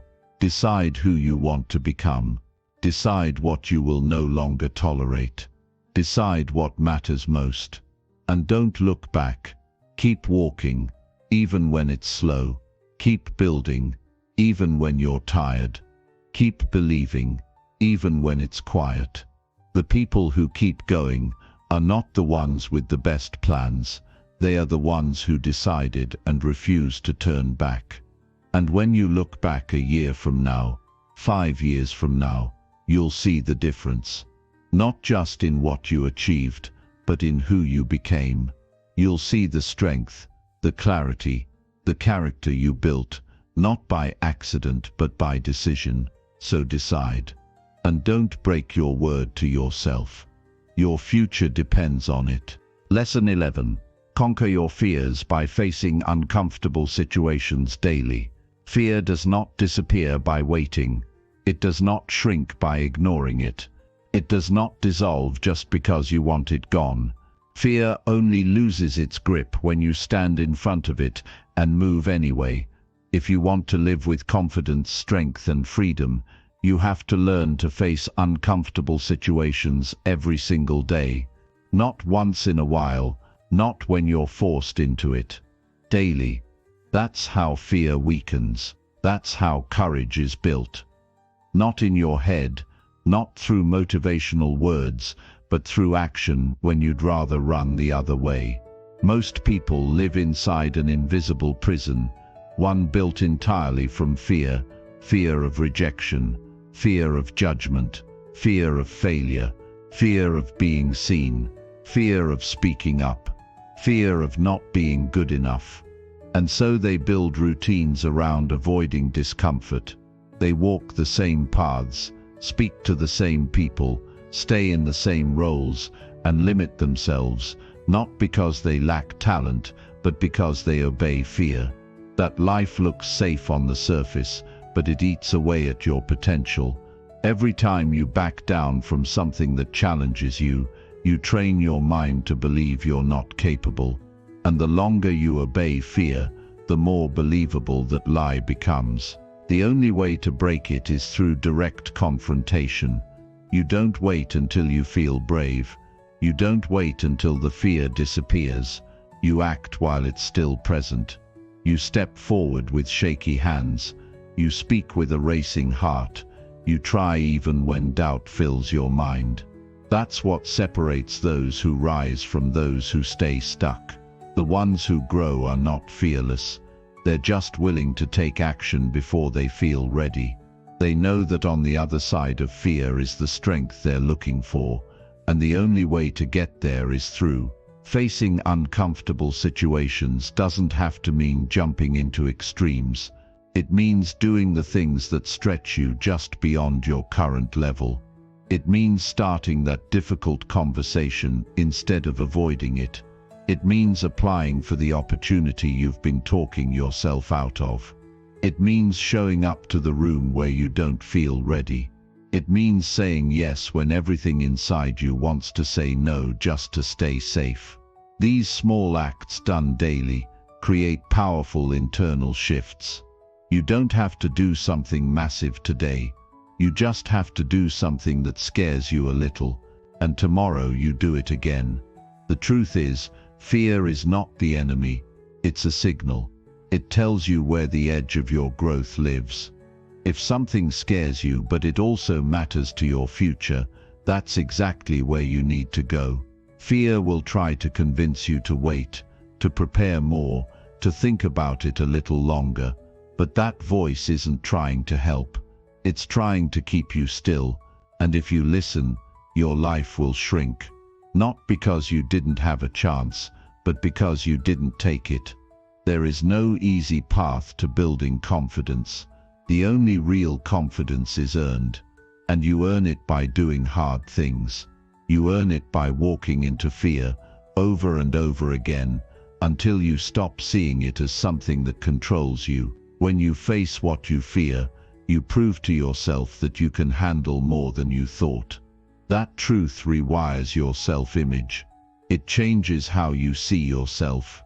It's not about being fearless, it's about becoming stronger than the fear. And don't expect applause for doing the uncomfortable. Most of the time, no one will see what you're fighting through. No one will understand the effort it took just to show up. But that's okay, because the reward isn't in the recognition. It's in the person you become through the process. Every time you take a step into discomfort, you take a step toward your future. You sharpen your focus. You build mental toughness. You develop emotional resilience. These are traits that cannot be faked. They are earned through struggle, through showing up when it would be easier to back down. There's a powerful kind of peace that comes from knowing you're not running anymore. That peace doesn't come from comfort. It comes from facing fear and doing the hard thing anyway. It comes from looking at something that once scared you and realizing it no longer has power over you. That transformation is not a switch. It's a series of decisions. Every time you act with courage, even when you're scared, you weaken the fear. And if you do it daily, it eventually disappears. Not because the challenge is gone, but because you're no longer afraid of it. You cannot become strong without struggle. You cannot become wise without mistakes. You cannot lead others until you've learned to lead yourself through fear. So stop waiting for things to feel easier. Stop waiting for the fear to shrink. Step into it. Challenge it. Let it teach you. Let it shape you. Let it push you to become more. And yes, you will fail sometimes. You will fall. You will say the wrong thing. You will feel awkward, uncomfortable, even embarrassed. That's part of it. Growth is messy. Progress is built on discomfort. The goal is not to avoid those moments. It's to walk through them and keep going. You don't need perfection. You need courage. You don't need guarantees. You need effort. You don't need to feel confident. You need to act with commitment. The people who change their lives are the ones who made fear their training ground. They didn't run from it. They studied it. They walked straight into it.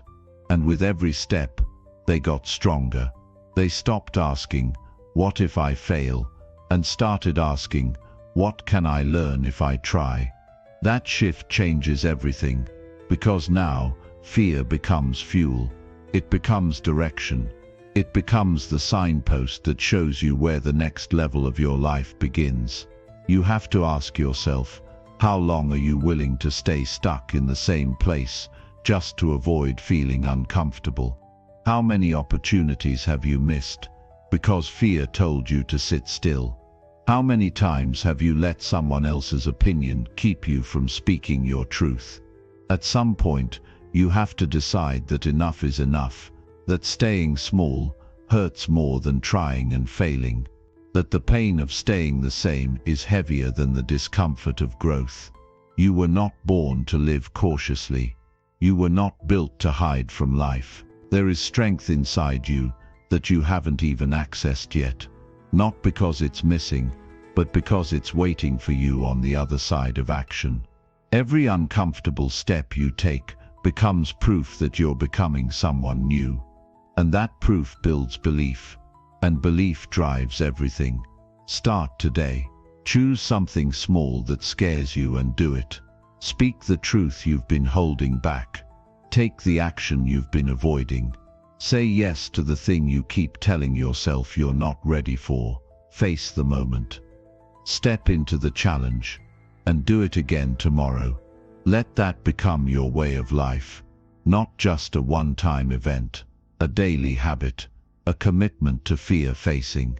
You'll look back in a few months and realize that the things that once felt overwhelming now feel normal. You'll see how your confidence has grown, not because someone gave it to you, but because you earned it through consistent action.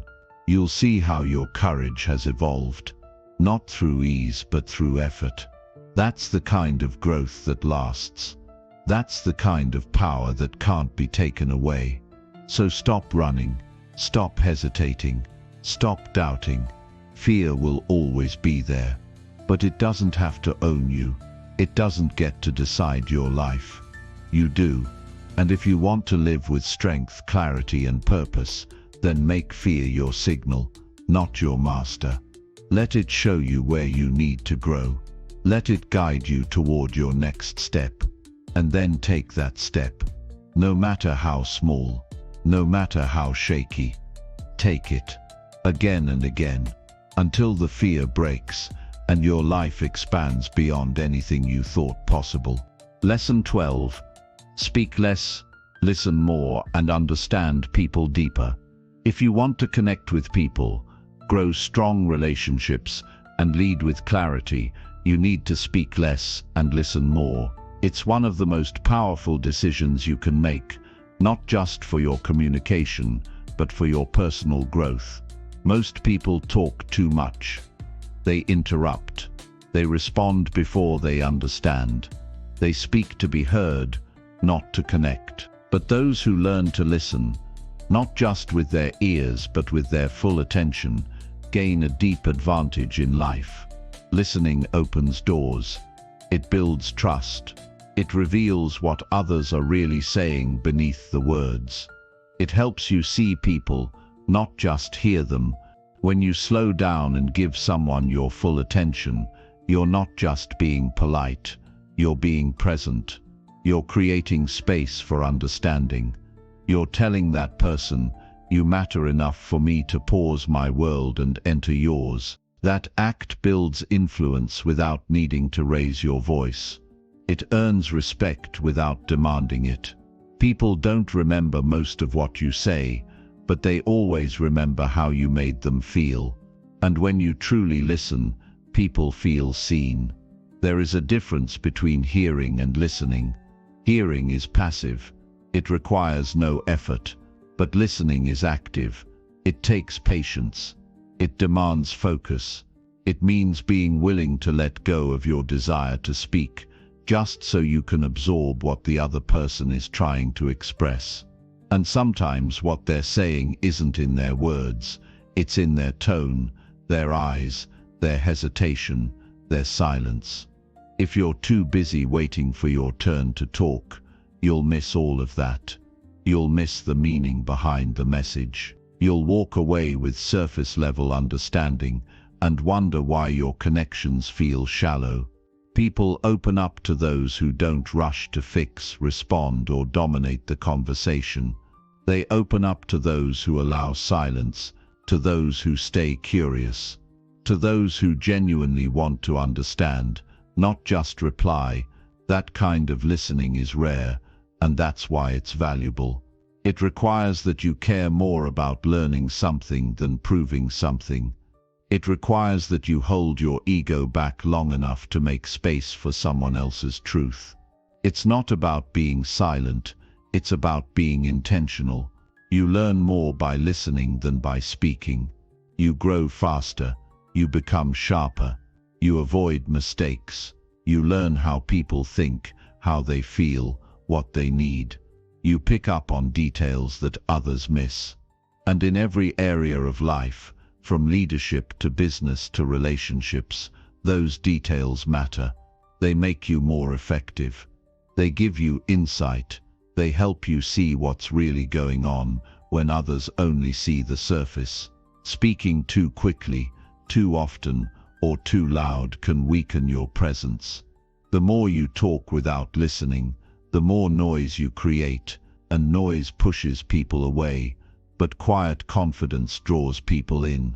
A calm presence, a thoughtful pause, a few well-placed words after deep listening, that's what earns respect. That's what gives your words weight. When you speak less, the words you do speak carry more power. They land deeper. They come from clarity, not reaction. In a world filled with distraction and noise, focused listening becomes a superpower. It sets you apart. It creates deeper human connection. It helps you understand people in ways that data never could. You learn not just what people say, but why they say it. You start to notice patterns. You start to pick up on fears, hopes, insecurities, and dreams. You begin to build emotional intelligence, not through study, but through presence. Listening also changes your thinking. When you listen deeply, you stop assuming. You stop reacting based on surface-level impressions. You learn how to ask better questions. You realize how often people say things they don't mean or mean things they don't say. You become more aware of nuance. You stop thinking in black and white. That kind of growth expands your influence, not just with others but within yourself.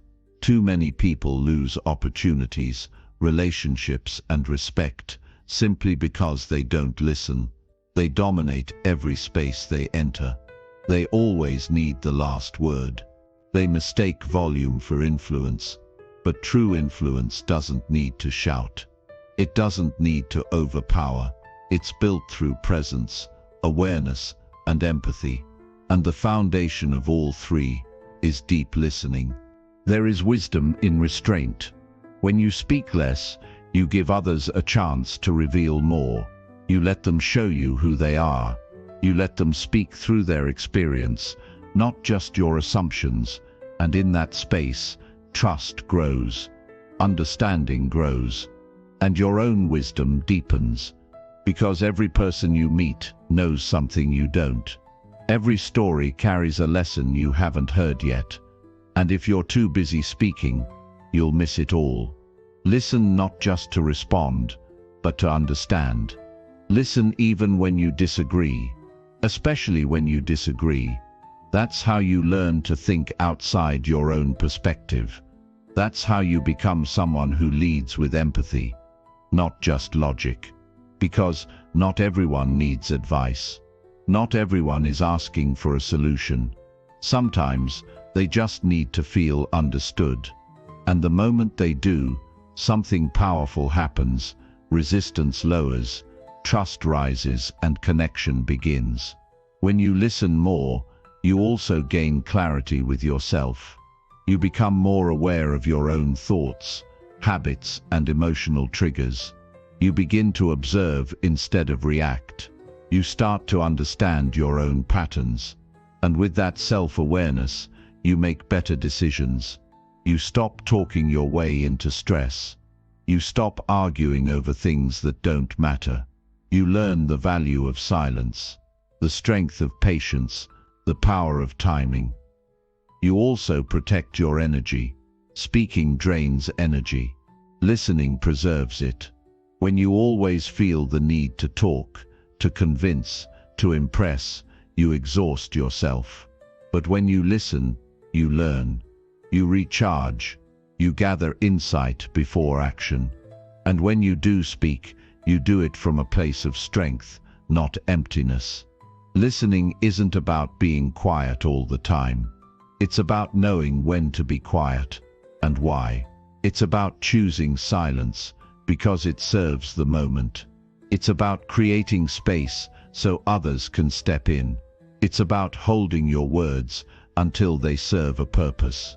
That kind of intentional silence is not weakness. It's wisdom. Learn to read between the lines. Learn to hear what's not being said. Listen not just with your ears, but with your eyes, your heart, and your intuition. People are always communicating, even in silence. But you'll only catch it if you're present enough to notice. And that level of awareness comes through practice, daily, disciplined, focused listening. Don't rush to speak just to fill the space. Let the silence breathe. Let the conversation unfold. Let the person finish. Then respond with care. Respond from clarity, not emotion. That kind of communication builds respect. It strengthens relationships. It reduces conflict. It creates space for truth. The more you listen, the more you grow, and the more you grow, the less you need to prove. You don't feel the urge to dominate every discussion. You don't need to win every debate. You start speaking with intention instead of impulse. And that shift makes you more powerful, not because you say more, but because you say what matters. Practice it daily. In conversations, pause before replying. In conflict, listen without preparing your defense. In meetings, hear the full message before adding your input. At home, listen with empathy, not judgment. In your friendships, let people speak freely without feeling corrected. This is not weakness. This is growth. This is maturity. This is strength. Let go of the need to impress. Let go of the urge to be the loudest. Let go of the habit of speaking before understanding. Replace it with curiosity, with patience, with genuine interest in others. When you understand people deeper, you stop judging them by surface-level behavior. You start seeing the story behind the action. You become a better partner, leader, friend, and human. Speaking less and listening more is not about silence, it's about substance. It's about choosing connection over control. It's about valuing truth over opinion. It's about growing deeper roots in a world obsessed with noise. And if you can master that, you'll build something rare. Relationships that last, respect that grows, and wisdom that multiplies with time. All because you chose to stop talking long enough to understand. Lesson 13. Develop powerful habits by repeating positive actions daily. If you want to take control of your life, you need to take control of your habits. Not once in a while. Not when it's convenient. Every single day, the quality of your life always reflects the quality of your habits. And your habits are not just actions, they're decisions you make without thinking. That means if you're not building the right ones, you're building the wrong ones by default. And those small daily decisions are either building your future or quietly destroying it. If you want to get better, if you want to become stronger, if you want to make progress that actually lasts, you must repeat the right actions again and again until they become part of who you are. The strongest people you see aren't relying on motivation to push them forward. They're relying on structure, on repetition, on habits that work, even when they're tired, even when life gets hard, even when the mood is gone. That's what separates discipline from wishful thinking. Positive habits are not exciting. They're not loud. They're not flashy. But they're powerful because they don't disappear when life gets messy. They stay. They carry you. They build momentum, and that momentum compounds every single day you choose to stay consistent. You don't have to change everything overnight. You just have to commit to repeating a small, useful action each day. Something that moves you forward. Something that strengthens your mind, sharpens your focus, or improves your health. You don't need a perfect plan. You need a simple one you can repeat.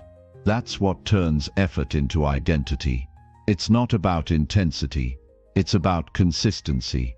Because what you do occasionally will never compete with what you do daily. People often chase big results without realizing that all meaningful growth is built in the small moments. The way you start your morning, the way you respond to stress, the way you handle distractions, the way you treat your body. These things matter more than a single burst of motivation. They shape who you become. If your habits are weak, your results will always be unpredictable. But if your habits are strong, your life becomes stable. You don't have to think about it. You just live it. That's the power of repetition. When you repeat positive actions daily, you stop relying on emotional highs. You don't need to feel like it. You just do it because it's who you are now. That shift creates freedom. Most people are trapped in a cycle of doing what feels good instead of doing what's right. But the ones who build powerful habits have made a different choice. They've decided that their future matters more than their mood, that their health matters more than convenience, that their peace matters more than comfort. Habits are not built by setting goals. They're built by setting systems. Systems are the routines you follow when you don't feel like pushing. The structure you create that keeps you moving. The plan you rely on that doesn't ask for permission from your emotions. And once those systems are in place, you free up energy to focus on what matters most. You stop wasting time trying to get motivated, and you start using that time to build something meaningful. You don't need perfect conditions to begin. You need commitment. You need to show up, even if it's not pretty. Even if you're tired, even if it's slow. Every time you repeat a positive action, you make it easier to do it again tomorrow. And if you do it again tomorrow, it becomes part of your routine. If you keep doing it, it becomes who you are. Not something you try, but something you live. Repetition builds identity. Every time you follow through, you send a message to yourself. I am someone who follows through. Every time you complete the habit, you prove to yourself that you're capable. And the more proof you collect, the more confident you become. You don't have to convince yourself that you're disciplined. You have the evidence. You don't have to wonder if you're improving. You can see the results. And all of that comes from doing the small things well, again and again. There's no shortcut to powerful habits. You can't fake consistency. You either show up or you don't. But the good news is, you don't have to be perfect. You just have to be honest. If you miss a day, get back on track. Don't lie to yourself. Don't make excuses. Don't pretend it doesn't matter. Own it. Adjust. Return to your routine. One missed day doesn't break the habit. Quitting does.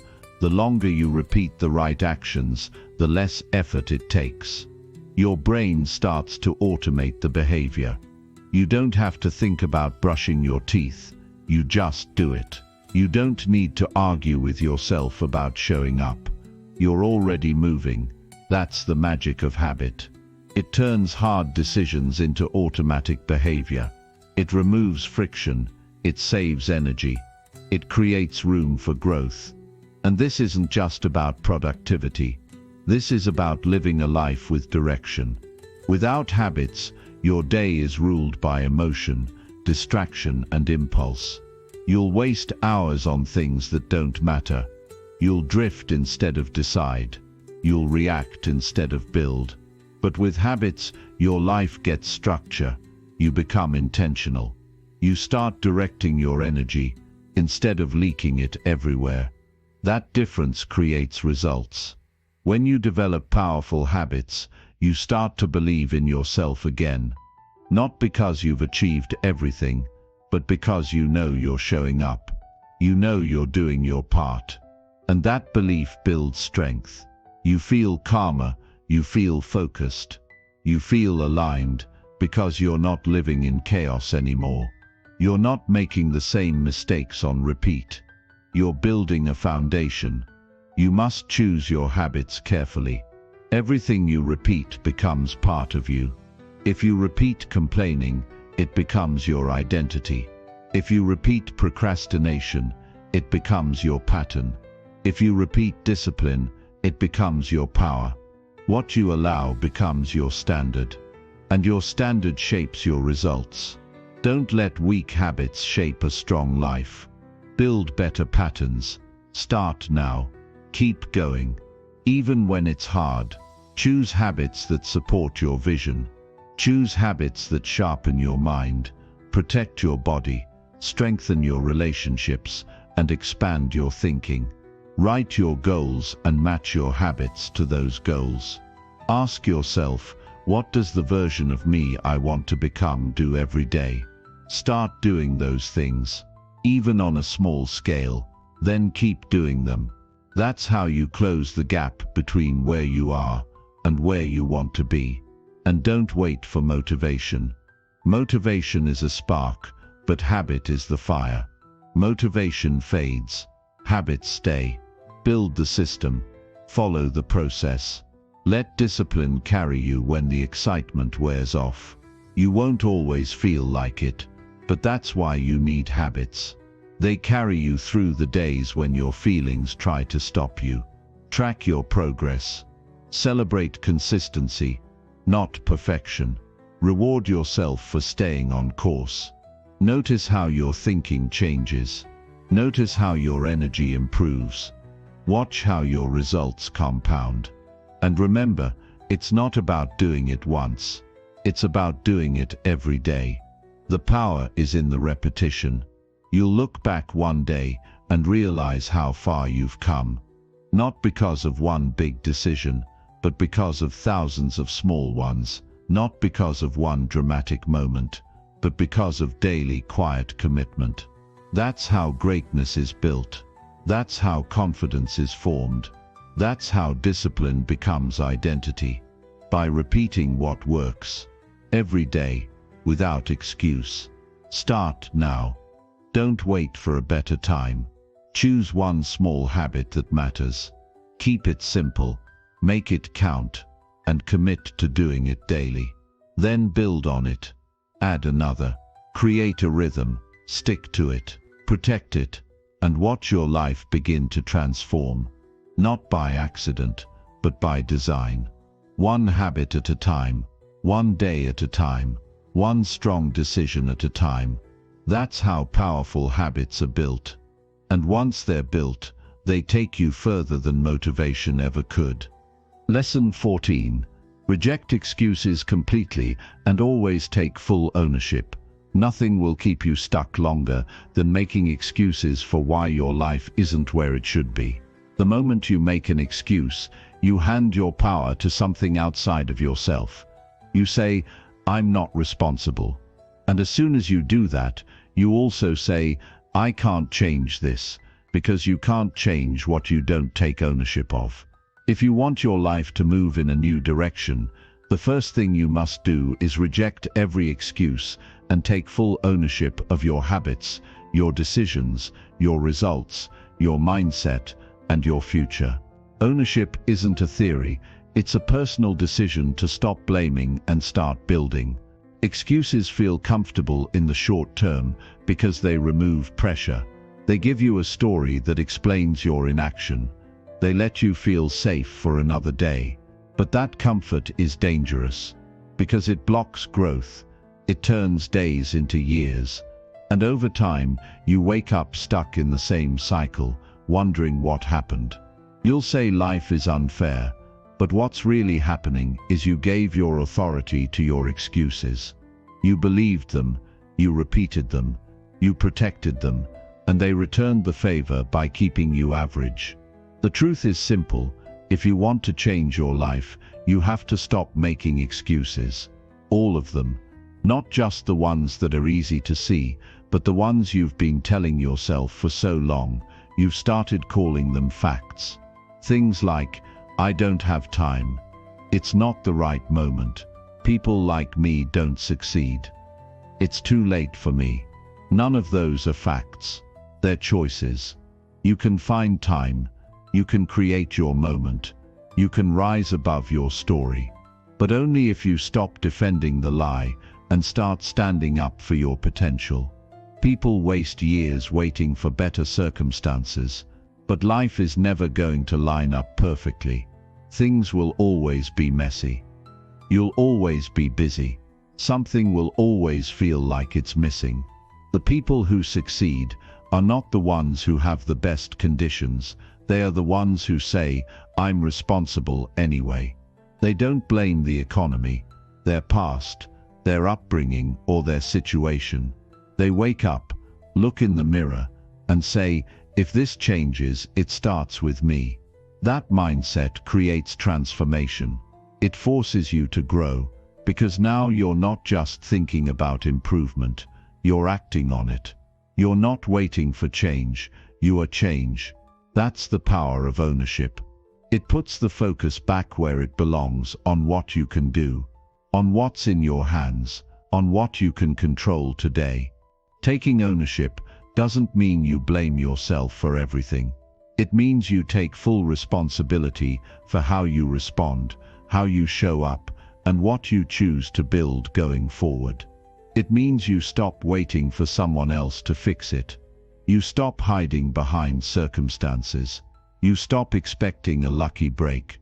You become the reason your life improves, not a lucky break, not a miracle, not someone else's approval. When you live this way, your excuses start to lose their grip. You stop saying, I can't, and start asking, how can I? You stop focusing on the problem and start looking for the next step. You stop identifying with your past and start building toward your potential. This doesn't happen overnight. It happens one honest decision at a time. Start by calling yourself out. When you catch yourself justifying failure, stop. When you hear yourself blaming someone else, pause. When you hear that little voice say, I'll do it tomorrow, recognize it as the voice that's been stealing your time. Silence it. Replace it. Say, no, I do it now. I own it now. I move now. That level of accountability builds trust, not just with others, but with yourself. You can't respect yourself if you keep lying to yourself. And every excuse is a small lie, dressed up as a reason. When you say, I didn't have time, but you spent hours on distractions, that's not time, it's choice. When you say, no one helped me, but you never asked for help, that's not isolation, it's pride. When you say, it's too late but you still wake up breathing, that's not truth, it's fear. If you want respect, replace the lie with ownership. Say what really happened. Admit what you avoided. Then get to work fixing it. That's where real strength is built. Not in comfort, not in blame, in brutal honesty. When you say, I haven't done what I said I'd do, but I'm changing that right now, that's strength. That's maturity. That's the mindset of a builder, a finisher, a leader. You don't need to explain yourself to the world. You need to prove yourself through your actions. And that begins when you stop making space for excuses. Ownership means showing up when you're tired, following through when it's not convenient, saying no to distractions, even when they're tempting, facing failure and using it as feedback. adjusting when your plan doesn't work, staying disciplined when no one's watching, and not once blaming the world for what you chose not to do. You want progress. This is the path. It's not loud, it's not flashy, but it works. Every time. When you take full ownership, you become immune to victim thinking. You stop asking, "Why is this happening to me?" and start asking, "What can I do about it?" That question gives you power. It gives you clarity. It opens up options. It shifts your focus from problems to solutions. And when you live in solutions, you make progress faster than anyone who's still sitting around waiting for someone to save them. People who make excuses may win sympathy, but they never win respect. Respect is earned by those who stand up, own their mistakes, and keep pushing forward. Respect is earned by those who take hits and don't blame others, by those who fall and rise without complaint, by those who accept the reality, adjust their behavior, and move forward with strength. That's the kind of person others follow. That's the kind of person others believe in. And most importantly, that's the kind of person who starts to believe in themselves. Every area of your life will improve when you remove excuses. Your health, your work, your relationships, your finances, your self-respect. Not because things magically get better, but because you stop waiting and start doing. You stop blaming and start building. You stop explaining and start executing. That's what ownership gives you. It clears the noise, it raises the standard, it shifts your focus to what actually matters. Your behavior, your consistency, your mindset. You will make mistakes. You will fall short. But that doesn't mean you need to hide. It means you take responsibility, fix what you can, and move forward better than you were yesterday. Excuses keep you focused on shame. Ownership puts your attention on solutions. And when your mind is on solutions, growth becomes automatic. Don't settle for being almost committed. Don't live in the middle between trying and blaming. Pick a side. Either you run your life or it runs you. Either you own your choices or you live with regrets. Either you face the truth or you hide in stories. There is no neutral. Every day you either build strength or build excuses. The difference is who you choose to be. You don't need to be perfect. You need to be real, honest, focused. You need to stop pointing fingers and start asking yourself what you can improve. Not later, not next week. Now that decision, made over and over again, creates the person who becomes unshakable. And that person wasn't born with more talent, more opportunity, or more luck.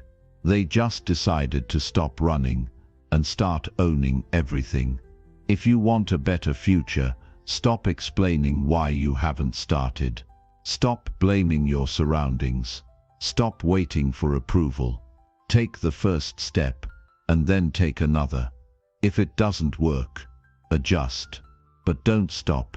And don't talk yourself out of progress with old excuses. They've already taken enough from you. Ownership gives you options. Excuses take them away. Ownership gives you direction. Excuses keep you lost. Ownership creates growth. Excuses protect weakness. If you want power, choose ownership. If you want freedom, choose ownership. If you want to build something that lasts, choose ownership. And the best part is, this decision is always available. No matter where you are, no matter what you've done, no matter how long you've avoided the truth, you can choose it now. You can say, "I've been running, but I'm not running anymore." You can take back your voice, your time, your future. All it takes is one decision, no more excuses, full ownership. And once you make that decision, your life will never be the same. Lesson 15. Save money wisely and spend on experiences that matter. Most people work hard to earn money, but very few learn how to manage it wisely. They spend more than they save. They buy things to impress others. They chase short-term pleasure instead of building long-term peace. If you want to live a meaningful and secure life, you must learn to save your money with intention and spend it on experiences that truly matter. Not on trends, not on impulse, not on what looks good on the outside, but feels empty on the inside. The way you handle your money reveals how you see your future. If you spend carelessly, you are not thinking beyond today. But if you save wisely, you are choosing to protect your future self from struggle and regret. Saving money is not about being stingy. It's about being smart. It's about learning the difference between value and noise. Not everything that's available deserves your money. Not everything advertised will improve your life. Just because you can buy it doesn't mean you should. People fall into financial traps every day by chasing convenience, status, or comfort. But those things fade. What stays are the habits you build. And your financial habits either work for you or against you every single day. When you save consistently, even small amounts, you create freedom. Freedom from panic when emergencies hit. Freedom from debt. Freedom from depending on others. Freedom from living paycheck to paycheck. It's not about how much you earn. It's about how you manage what you keep. You can earn 6 figures and still be broke if your spending has no discipline. And you can earn modestly and build wealth if your saving is intentional. Start by being brutally honest about where your money goes. Every dollar you spend is a vote for the kind of life you're building. If most of your money goes to things that bring no growth, no peace, no meaning, you're silently saying yes to a future filled with stress and emptiness. Saving is a signal to yourself that you care about tomorrow. It's a way of saying, I'm not living recklessly anymore. I'm planning. I'm preparing. I'm choosing security over impulse. But don't just save blindly. Save with purpose. Save with goals. Save because you have a vision for your life that requires resources, not regrets. Whether it's a home, a business, a trip that opens your mind, an investment that builds passive income, whatever it is, your money needs to be directed by your values. Without direction, your money gets wasted. Without purpose, you'll keep spending to fill emotional gaps instead of using your money to grow. People often think experiences have to be expensive to be meaningful. That's not true. The most valuable experiences are not always the ones with the highest price tags. They're the ones that leave you changed. The ones that create memories. The ones that teach you something real. Spending on experiences that matter means putting your money into moments that expand your life, not just decorate it. A concert with someone you love. A class that improves your skills. A solo trip that clears your mind. A retreat that resets your focus. A dinner that deepens a relationship. These things stay with you long after the moment is gone. You don't need more things. You need more meaning. People who spend carelessly often do it to escape. They shop to feel better. They buy to impress. They upgrade for validation. But none of those habits lead to peace. You don't need to show anyone how much you have. You need to show yourself that you're growing, that you're in control, that you know the difference between looking rich and being free. Freedom is not loud. It's quiet. It's knowing you're prepared. It's knowing you're not trapped by your own choices. It's knowing you don't have to say yes to every offer because you've already made decisions that protect your peace. Set financial boundaries and stick to them. Don't buy out of boredom. Don't spend because it's trending. Don't justify expenses that don't serve you. Learn to say no. Learn to wait. Learn to walk away. That's financial strength. And it's built the same way physical strength is built, through discipline, through small decisions, repeated daily, through clarity about what matters most. Start tracking everything. Not to be obsessive, but to be aware. You can't fix what you don't measure.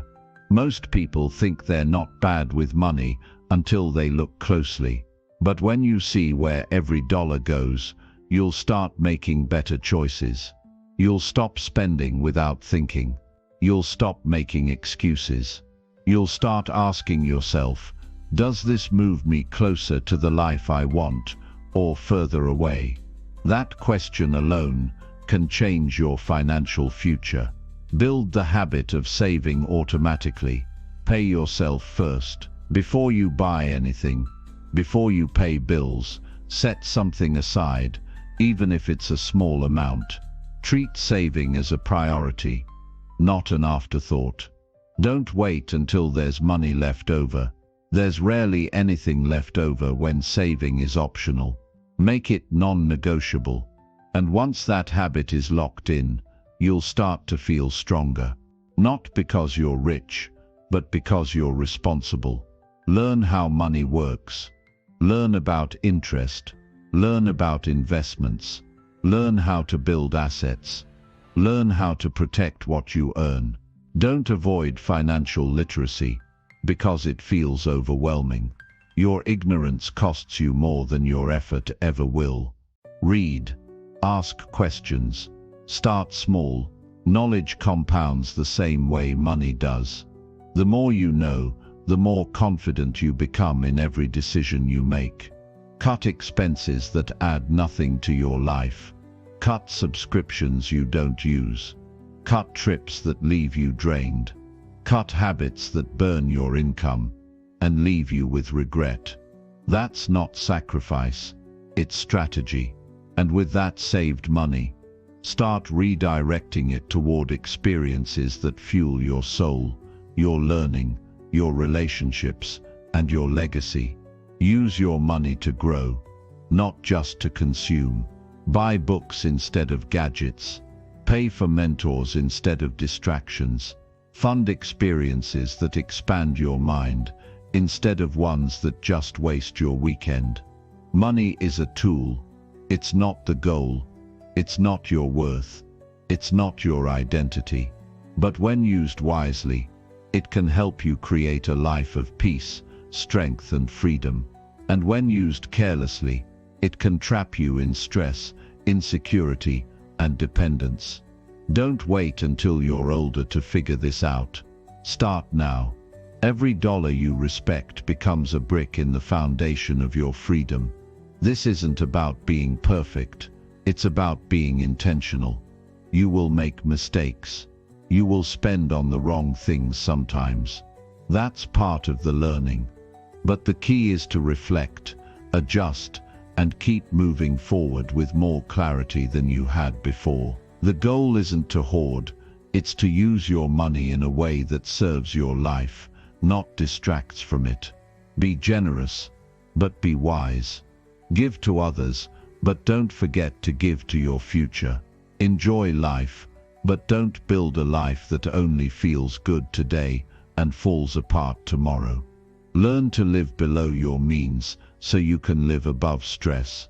Learn to save with intention so you can spend with meaning. Learn to delay temporary pleasures for permanent peace. You don't need to wait for more money to start practicing wisdom. You can start today. Save a little. Spend less on things.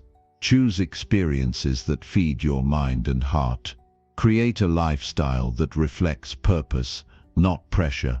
That's what financial peace looks like. Not having everything, but knowing what to do with what you have. And remember, your peace is not for sale. Your future is not a game. Your money is not just currency. It's a reflection of your discipline, your focus, And your vision, protect it.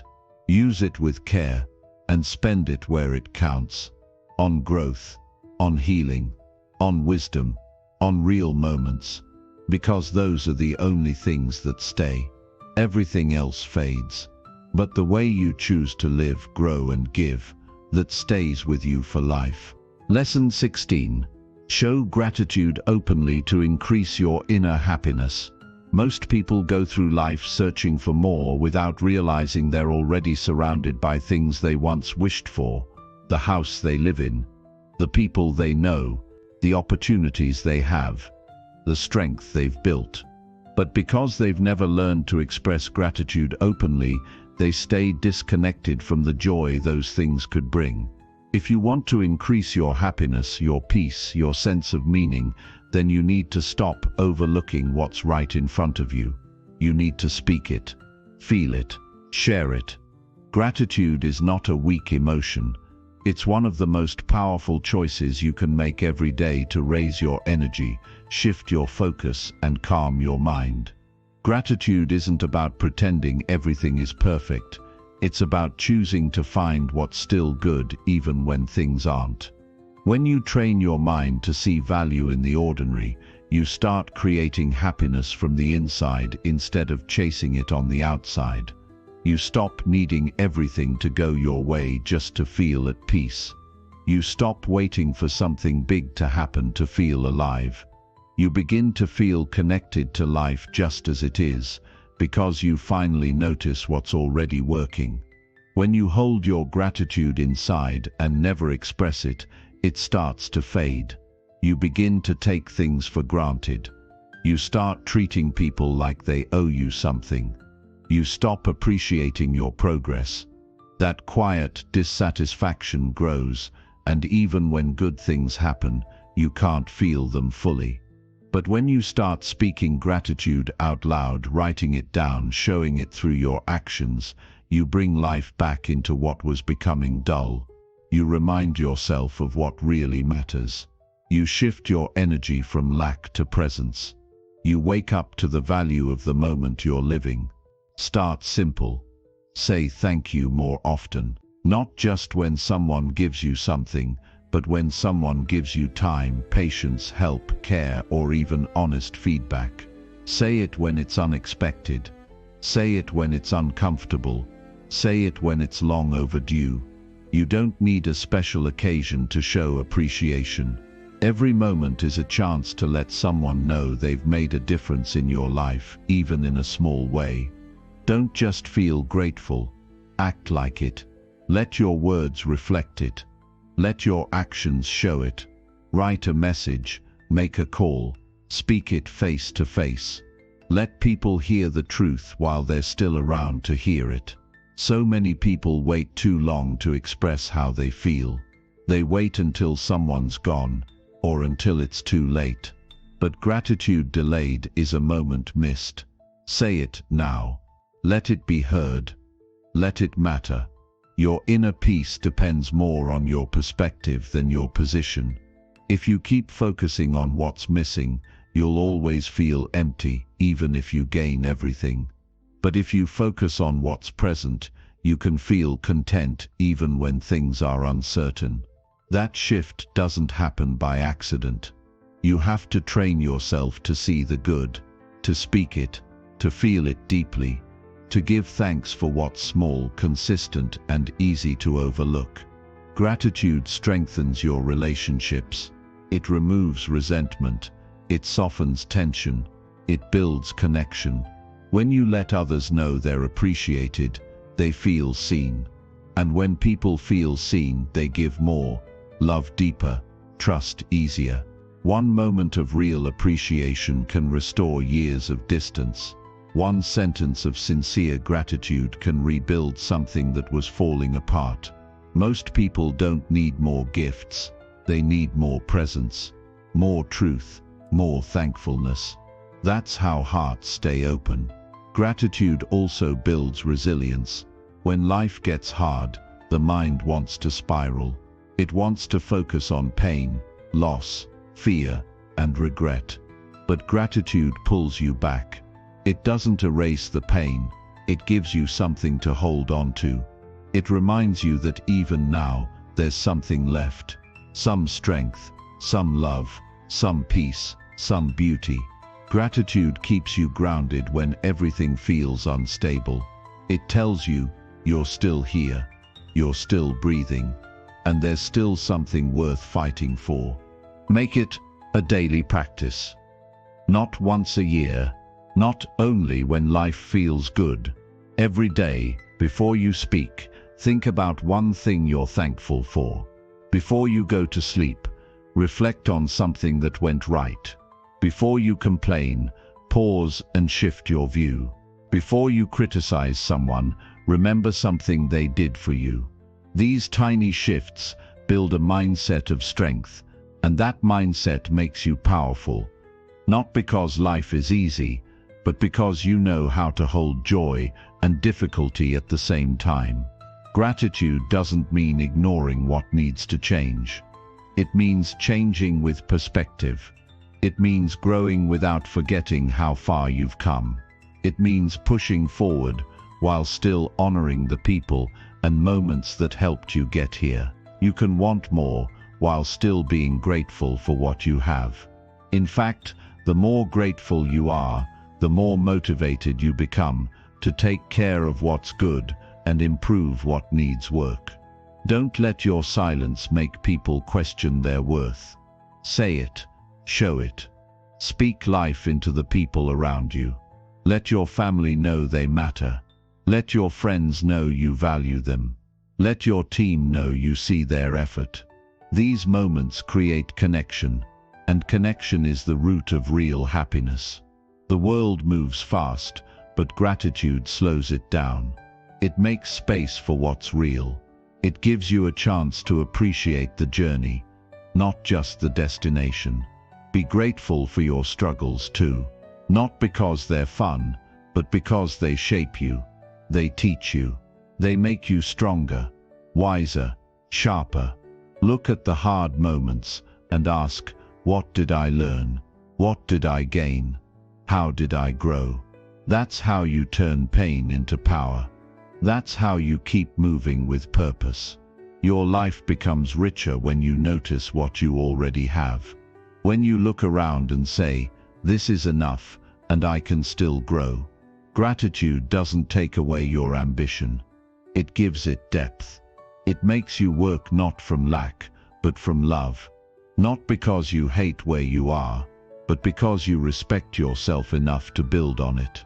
Don't hide your appreciation.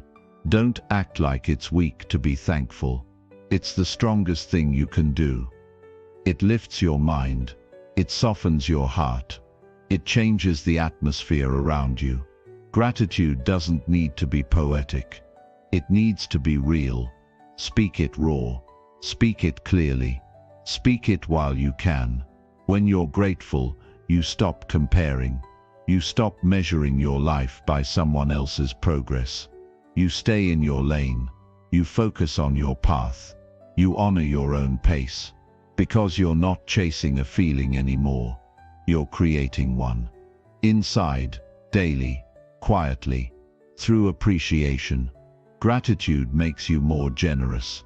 You realize how much you've received. And you want to give back. You want to support. You want to share. You want to lift others. That's how happiness expands, not by collecting more, but by giving more from a place of fullness. The more grateful you become, the more you start to overflow. And that overflow blesses the people around you. You don't need perfect circumstances to be thankful. You need awareness. You need presence. You need to slow down long enough to notice the things that matter. The people who stayed, the progress you made, the strength you've built, the moments of peace, the quiet wins. They're there, always, but you have to look for them. And when you find them, name them, speak them, share them. That's how you build real happiness. Not by chasing the next thing, but by recognizing what's already here. Gratitude anchors you. It reminds you of your foundation. It keeps you from drifting into emptiness. It brings you back to what's real. And when you live from that place, everything begins to feel different. Not because life changed, but because your view of it did. So speak your gratitude daily. Let it be seen. Let it be heard. Let it shape the way you walk through life, not just quietly in your head, but openly with your words and actions. Make it part of who you are, and you'll carry joy wherever you go. Not because everything's perfect, but because you've learned to see the beauty in what's already yours. That's real strength. That's deep happiness. And that's a life worth living. Lesson 17. Live healthy now to have the energy you need.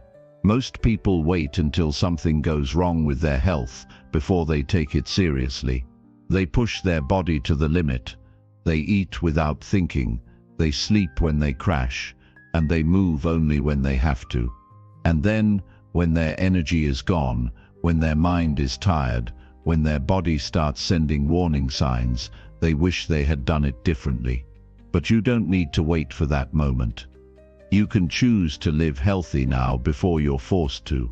You can take care of yourself, not just to avoid sickness, but to gain strength, to build energy, to feel alive every day. Because no matter what goals you have, no matter what dreams you're chasing, if your health is failing, your progress will always be limited. When you feel good physically, you think clearer. You make sharper decisions. You communicate better. You show up with more presence. Energy isn't just something you need to exercise, it's something you need to live fully. And that energy doesn't come from luck. It comes from discipline, from the choices you make daily, what you eat, how you move, when you sleep, what you avoid. It's not about being perfect, it's about being aware. Your body responds to your habits. And over time, those habits either support your life or steal from it. Living healthy doesn't mean going on a strict diet or chasing unrealistic goals. It means treating your body with respect, giving it what it needs, not what feels good for the moment. Drinking water instead of energy drinks. Choosing real food instead of processed garbage. Getting up to move even when it's easier to sit. Saying no to what harms you and yes to what keeps you strong. These choices matter, not just because they change your appearance, but because they sharpen your mind and increase your capacity. When your energy is low, your patience runs short, your focus slips, your motivation drops. You feel irritated, you doubt yourself more, you lose the drive to pursue your goals. And often this isn't a mindset issue, it's a health issue. If your body's tired, your mind suffers. You can't separate the two. If you want mental clarity, you need physical strength. If you want emotional balance, you need physical care. Taking care of your body isn't a side project, it's the foundation. People say they don't have time to be healthy, but the truth is, when you're unhealthy, everything takes longer. You move slower. You recover slower. You work slower. You lose hours to fatigue. You get distracted easily. You spend time fighting off the effects of poor choices instead of building the life you want.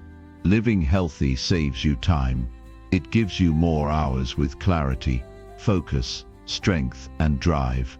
That's not a sacrifice. That's a strategy.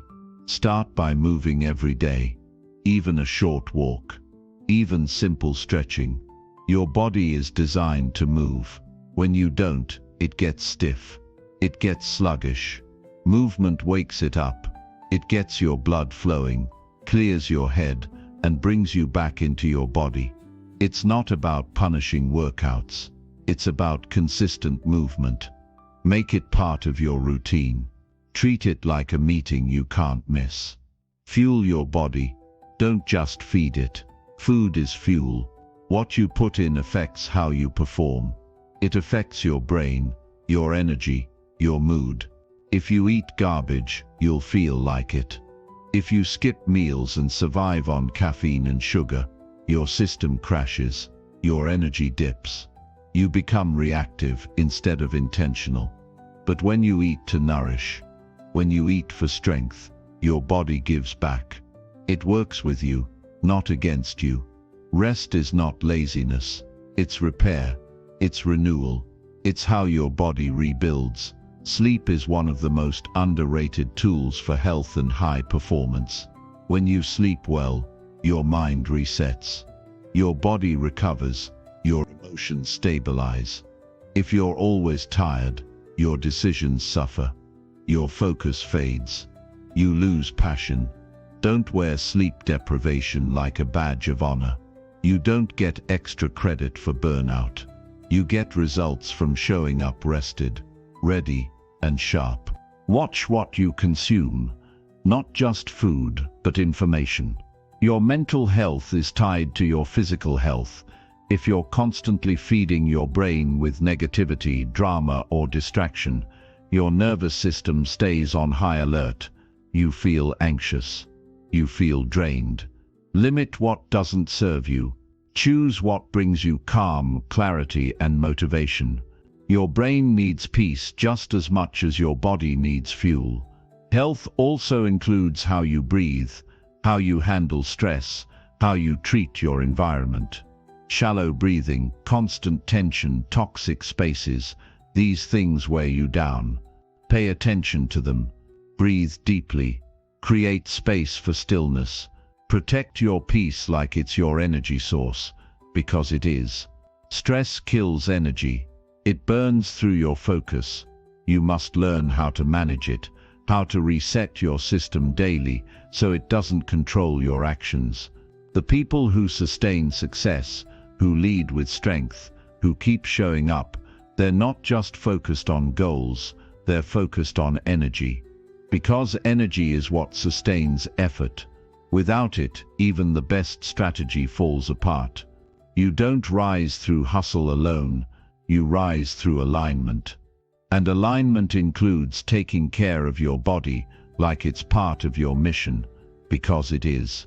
Stop waiting for motivation to start. Start anyway. Build momentum. Let your body feel what strength feels like. Let your mind wake up to what clarity feels like. When you treat yourself with care, you build self-respect. You prove to yourself that your life matters, that your time is valuable, that you are worth effort, and that mindset becomes your fuel. It's not about being the fittest, it's about being ready, being steady, being focused. When others are crashing, you're clear. When others are panicking, you're calm, because your health gives you an edge. It keeps you grounded. It allows you to push when needed and recover when necessary. That balance is where your power lives. You don't need a gym. You don't need supplements. You don't need fancy gear. You need a decision. You need to start where you are, with what you have, right now. Walk, breathe, drink water, eat with intention, sleep with purpose, move your body, protect your peace. These simple steps done daily change your life. They build strength from the inside out. Don't treat health like an option. Treat it like a standard. Don't treat energy like a luxury. Treat it like a requirement. Every choice either builds or breaks that energy. And when you realize that, you stop negotiating with bad habits. You stop justifying harmful routines. You start choosing differently, not because you're trying to be perfect, but because you're trying to be ready for the life you're building. And make no mistake, your goals will require energy. Your vision will demand it. Your relationships will need it. You can't give your best to the world if you're running on empty. You can't show up for others if you're neglecting yourself. You can't build something meaningful from a body that's barely getting by. Strength is not built in theory. It's built through practice, through care, through showing up for yourself every single day, and no one else can do it for you. No one else can eat for you, move for you, sleep for you, protect your health for you. This is your responsibility. And that responsibility is a gift, because it means you're in control. You don't have to wait. You don't have to hope. You can choose. Right now. One step, one habit, one commitment at a time. Live healthy now, not because you're afraid of getting sick, but because you want to live fully, because you want to lead with strength, because you want to show up with energy, because you want to enjoy your time instead of just surviving it. That's what health gives you. Not just years but quality. Not just survival, but vitality. Not just a body that functions, but one that carries your mission with strength and stability. You get one body, one mind, one chance to use it well. Respect it. Take care of it. Don't wait until it breaks. Build it now. Strengthen it now. Fuel it now. And let it become the engine that drives everything you want to do. That's the path to lasting energy. That's the foundation for a focused, purpose-driven life. And it starts with how you treat yourself every single day. Lesson 18. Always tell the truth, no matter the consequence. Telling the truth is one of the hardest things to do in a world that constantly rewards appearances. People lie every day, not always with bad intentions, but because they're afraid. Afraid of being judged. Afraid of losing respect. Afraid of causing conflict. Afraid of facing consequences. So they choose the easier route. They tell half-truths. They hide what matters. They say what others want to hear, but what they don't realize is that every time they choose a lie, they lose a piece of themselves. And over time, those pieces add up. Their integrity weakens, their confidence fades, their relationships become hollow, and their life drifts further and further from what's real. When you always tell the truth, no matter the consequence, you build something inside that no one can take from you, self-respect. Because even if things go wrong, even if people disagree, even if the truth costs you something in the moment, you know you stood with honesty. That clarity builds inner strength. It gives you peace when others live in chaos. It gives you direction when others are lost in confusion. It helps you sleep at night, knowing you didn't betray yourself to please someone else. Telling the truth doesn't mean being cruel. It means being clear. It means refusing to fake, pretend, or manipulate. It means facing life with your eyes open and your heart strong. There will be moments when telling the truth feels risky, when silence feels safer, when a small lie seems harmless. But you must ask yourself, what kind of person am I becoming if I keep avoiding honesty? If I keep building my life on things that aren't real? The truth may cost you something now, but a lie will cost you everything later. People say they want the truth, but most can't handle it. That's why so many avoid saying it. But your job is not to protect people with lies. Your job is to be honest with yourself and with others. If the truth hurts, let it hurt, because sometimes pain is the only way growth begins. People don't grow from fake comfort. They grow from real conversations, hard moments, uncomfortable truths. If you care about someone, you'll be honest with them, not to bring them down, but to help them rise. You also need to be honest with yourself. That's where truth begins. Stop pretending you're okay when you're not. Stop telling yourself you'll change when you haven't committed. Stop blaming others when you know it's on you. Stop saying you're doing your best when deep down you know you're playing it safe. That kind of honesty stings, but it's the only way forward. You can't change what you won't face. You can't grow from what you keep denying. Truth builds trust, and trust is the foundation of every strong relationship. When people know you're honest, They know they can count on you. Even if they don't agree with everything you say, they'll respect you. They'll value your words. They'll come to you for real answers. Because honesty is rare. It's easy to be liked when you say what's popular, but real respect comes when you speak the truth, with consistency and courage. There's a cost to every lie, even the small ones. They pile up. They create pressure. They force you to remember what you said and who you said it to. They create distance. They destroy clarity. And the worst part is, they always come out. Maybe not today, maybe not tomorrow, but the truth always finds its way to the surface. And when it does, the damage is often worse than what would have happened if you'd just told the truth from the beginning. Being honest doesn't mean sharing everything. It means not pretending. It means not hiding the things that matter. It means standing up for what's right, even when your voice shakes. It means living in a way where your words match your actions, where people don't have to guess who you are or what you believe. They know because you've shown them, because you've said it, and because you've lived it. Truth doesn't need to be defended with force. It defends itself over time.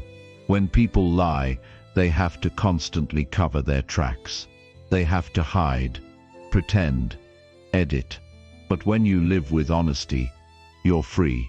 You're not always looking over your shoulder. You're not wasting energy on maintaining a false image. You're focused on what matters, on growth, on progress, on living with purpose. Even if the truth costs you relationships, jobs, or opportunities, it will always reward you with something more important: alignment, peace, self-trust. When you're honest, you can look in the mirror without shame. You can walk into any room without fear of being exposed. You can speak without second-guessing yourself. That kind of confidence doesn't come from being liked. It comes from being true. Don't let fear keep you silent. Don't let comfort keep you fake. Don't let pressure shape your words. Speak truth because it's the only thing that lasts. Lies crumble under pressure. Truth stands, even when people leave. Even when the outcome isn't what you hoped for, the truth will carry you forward with strength. And the right people will stay. The right people will respect it. The right people will be drawn to your honesty. Not because it's easy, but because it's real. In every situation, you have a choice. Stay silent to keep the peace, or speak truth to build something real. Pretend to protect your image, or be honest to protect your character.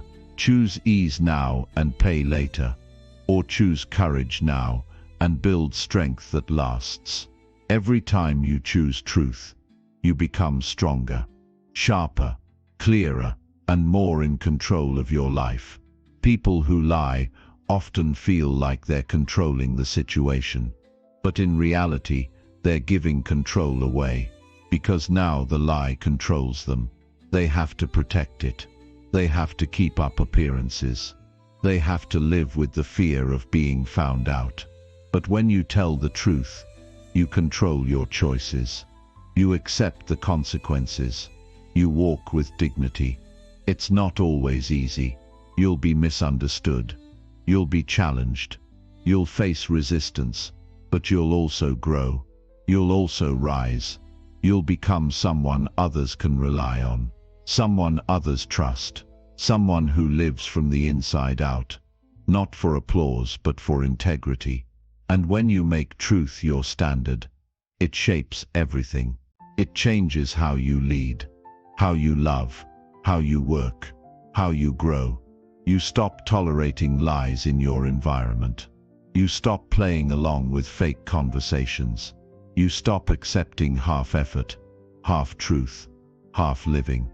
You raise your standard, and in doing so you raise your life. You don't have to be perfect. You don't have to know everything, but you do have to be honest. You have to be willing to face hard truths and speak them with strength. That's the mark of real maturity. That's the foundation of real growth. So live with truth. Speak it. Stand by it. Don't water it down. Don't twist it to please people. Don't hide it because it makes others uncomfortable. Let your words reflect your values. Let your truth define your presence. And let your honesty be the reason people trust you, follow you, and grow with you. The world needs more truth. Not polished perfection. Not fake positivity. Real words. Real strength. Real people who are not afraid to live aligned with what's right, even when it costs them something. Be that person. Every day. In every moment. With every choice. Tell the truth. No matter the consequence. Because your integrity is worth more than comfort. And your future is worth more than any lie. Lesson 19. Forgive others quickly and release yourself from resentment. Forgiveness is not a gift you give to others to excuse their actions. Forgiveness is a decision you make to set yourself free. People hold on to pain for years, replaying moments, conversations, betrayals, and disappointments like a movie that never ends. And every time they replay it, they relive it. They stay stuck. They stay angry. They stay wounded. They think holding on protects them, but all it does is poison them slowly. If you want real peace, if you want real clarity, if you want your life to move forward with strength, you have to forgive, quickly, fully, and without dragging it out. Not because they deserve it, but because you deserve freedom. Resentment will rob you of energy. It will cloud your focus. It will harden your heart and weaken your spirit. It doesn't just affect your emotions. It affects your health, your sleep, your patience, your perspective. It will follow you into rooms where the person who hurt you isn't even present. You'll find yourself reacting to situations not based on what's happening now, but based on the pain you haven't let go of. That's how powerful unresolved bitterness is. And if you don't release it, it will continue to write the story of your life without your permission. Forgiving quickly doesn't mean what they did was right. It doesn't mean it didn't matter. It means you're refusing to let it define your mood, your future, or your worth. It means you've decided that your energy is too valuable to spend on anger. It means you're choosing strength over spite, growth over grudges, peace over punishment. Because at the end of the day, carrying resentment is like dragging weight through every season of life. And no matter how strong you are, that weight will eventually break you down if you don't let it go. You cannot live fully with a heart full of hate. Even if it's quiet, even if it's hidden, that anger leaks into your attitude. It shapes how you treat others. It hardens your ability to trust. It builds walls where there should be connection. And the saddest part is, the person who hurt you often moves on with their life, while you're the one still hurting. Forgiveness doesn't change what happened, but it changes what happens next. It gives you back control. It helps you heal. It opens your future again. Most people wait for an apology to forgive. But if your peace depends on someone else's apology, then you've given them the key to your emotional freedom. That's not power. That's prison. You don't need closure from someone who never cared enough to take responsibility. You don't need an explanation from someone who may never see what they did. You don't need anything from them. What you need is honesty with yourself. What you need is to say, "This hurt me. It changed me. But I'm not going to carry it anymore." You release it for your own good. You release it so your mind can be clear, so your heart can be soft again, so your life can move without dragging old pain into new seasons. The faster you forgive, the faster you rise. And the longer you wait, the more you suffer. That's not punishment, it's a choice. And every moment you hold on to the story, you're choosing to relive the damage. Forgiveness ends the loop. It's not a feeling, it's a decision. And sometimes you'll have to make that decision more than once. Especially when the wound is deep. Especially when the memory comes back. But each time you forgive, you get stronger. You remind yourself that healing matters more than history. That your future is too important to keep tied to people who didn't value you. That your peace isn't worth trading for pride. Don't confuse forgiveness with reconciliation. You can forgive someone without letting them back into your life. You can release the pain without rebuilding the connection. Some people are not meant to stay. Some doors need to stay closed. But forgiveness lets you close those doors with peace, not bitterness.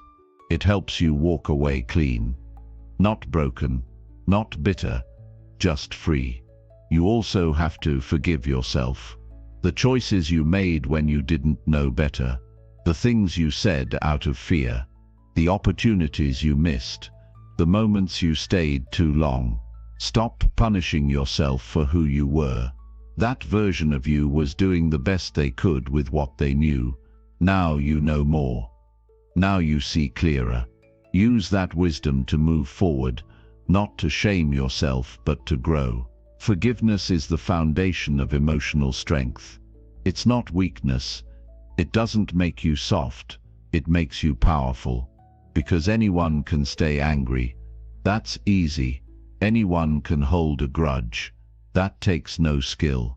But to rise above it, to let go when you have every reason to stay bitter, that takes maturity. That takes control.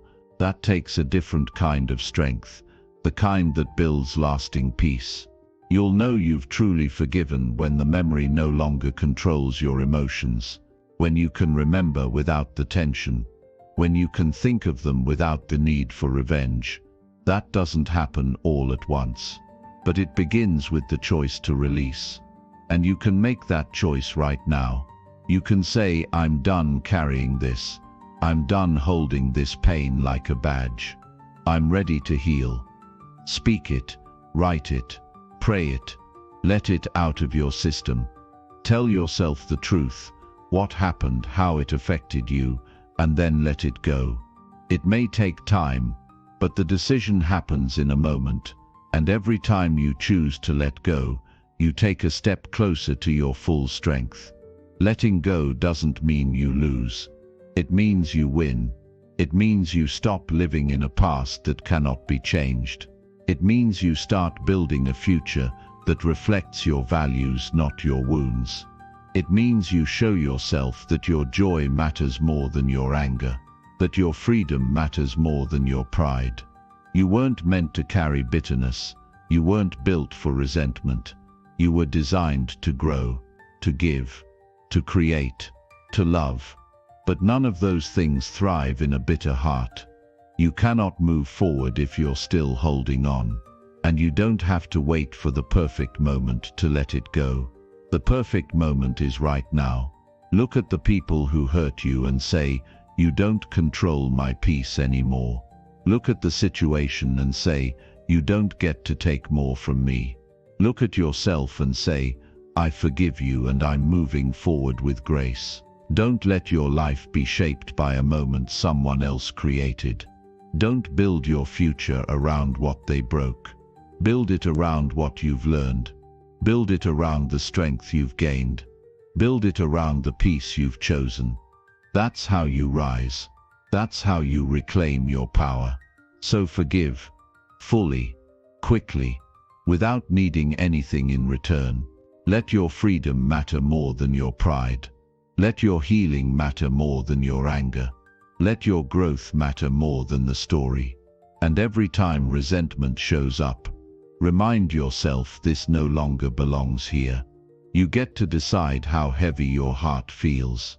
You get to decide how long you carry the pain. And you get to decide when it's time to let it go. Make that decision now. Choose peace. Choose clarity. Choose the life that resentment can never give you, and step into the strength that only forgiveness can create. Lesson 20. Take massive action immediately without waiting for approval. Nothing changes until you take action. And not just slow, safe, small action, but massive action. Bold steps. Real effort. Immediate movement. The kind of action that forces growth, demands attention, and breaks you out of waiting mode. Most people spend their lives stuck in planning, preparing, and waiting for the perfect moment to move. But that moment never comes. Conditions never line up perfectly. The approval they're waiting for never arrives. So they stay exactly where they are, full of potential, full of ideas, but with no results to show for it. If you want to live a life of meaning and strength, you have to stop waiting and start moving. The only way forward is through action, and the faster you begin, the faster you grow. Waiting for approval is one of the biggest traps people fall into. They want someone to say it's okay. They want permission to start. They want validation before they've earned it. But life doesn't work that way. You don't need someone to clap for you before you act. You don't need to be noticed before you begin. You don't need someone to agree with you before you take the first step. You don't need anyone's permission to improve your life. What you need is a decision. You decide, and then you move. Not in a week, not after you feel confident, not when the fear goes away. Now, massive action means you're done thinking about it. You're done overanalyzing. You're done letting fear run your schedule. It means you're willing to look messy, to fail, to figure it out as you go, because you understand that results only follow action. There's no shortcut around it. There's no theory strong enough to replace experience. You can read, learn, plan, and dream, but until you execute, nothing changes. Your life stays the same. Your habits stay the same. Your mindset stays the same, because nothing happens without action. Every goal you have is waiting on the other side of action. Not more vision boards, not more motivation videos, not more brainstorming sessions. Action, doing the thing, starting the project, showing up to the gym, making the call, having the conversation, writing the page, launching the idea, taking the step you've been putting off, and doing it with urgency, not recklessness, but urgency, because the longer you wait, the more doubt builds. The longer you hesitate, the more fear grows. The more you delay, the harder it becomes to move. You gain confidence by acting before you feel ready. You gain clarity by doing, not by thinking. You figure out what works by trying, failing, adjusting, and repeating. You don't need a perfect plan. You need consistent, courageous effort. Action is how you build momentum, and momentum is how you change your life. It makes the hard parts easier. It makes the next step clearer. It removes the mental clutter and replaces it with direction. Taking massive action doesn't mean being reckless. It means being decisive. It means saying, I don't have all the answers, but I'm moving anyway. It means trusting your instinct and your vision more than other people's opinions. Because if you keep asking for approval, you'll always find someone who doubts you. You'll always find someone who tells you to wait, to slow down, to play it safe. And if you listen, your life will shrink to fit their fears. You don't owe anyone an explanation for taking action on your goals. You don't need to justify your effort to people who aren't building what you're building. You don't need their support. You need your own commitment. Most people won't understand your urgency until they see your results. So don't wait for them to catch up. Move first. Let your results speak for you. You also have to stop asking for signs. Everything doesn't need to line up. You don't need confirmation from the world. You need discipline. You need fire. You need to stop hesitating every time something feels unfamiliar. Massive action requires you to break patterns, It requires you to disrupt your routine. It pulls you out of comfort and into growth. And that transition will never feel easy, but it will be worth it. The more action you take, the less fear controls you, because fear feeds on inaction. It grows in silence. It multiplies when you wait. But once you move, fear starts to lose its voice. Every step you take proves that you're stronger than your doubt. Every move you make weakens the grip of hesitation. That's why immediate action matters. It cuts through fear before fear takes root.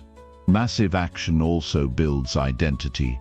Every time you move, you tell yourself, "This is who I am now." You're not just someone who thinks, you're someone who executes. You're not just someone with a dream, you're someone who's building it. That shift in identity changes everything. You stop needing external motivation because now your behavior is driven from within. You become a person of momentum, of movement, of mission. That's how winners are built. You won't feel ready. That's part of the process. You won't have all the answers. You'll doubt yourself. You'll feel exposed. But that's exactly where transformation happens. In the doing, in the trying, in the risking. You become stronger not by staying safe, but by moving through fear with focus. No one becomes great by staying comfortable. No one becomes confident by waiting. Confidence comes from doing what you said you'd do, from showing up, from following through, from moving with intensity before life forces you to. You don't need to wait for a wake-up call. You don't need to wait until everything's falling apart. You can start now. You can move with power right now. The opportunity you want is waiting on the other side of the action you've been avoiding. It's not complicated, it's just uncomfortable. But discomfort is where all growth lives. Stop asking what if. Start asking what's next. What's the next action I can take? What's one move I can make right now that pulls me closer to my goal? Take that step. Then take another. Stop talking about it. Stop thinking about it. Do it. Start building your results instead of collecting reasons. And don't wait for things to be perfect. They never will be. People waste years trying to align everything before they begin. Meanwhile, the ones who just started, who kept going, who learned as they moved, those are the ones making progress. You'll never feel completely prepared. But action makes you ready. Action shapes your skill. Action builds your belief. And belief without action is just noise. It's okay to be scared, but act anyway. It's okay to be unsure, but move anyway. It's okay to fail, but start anyway.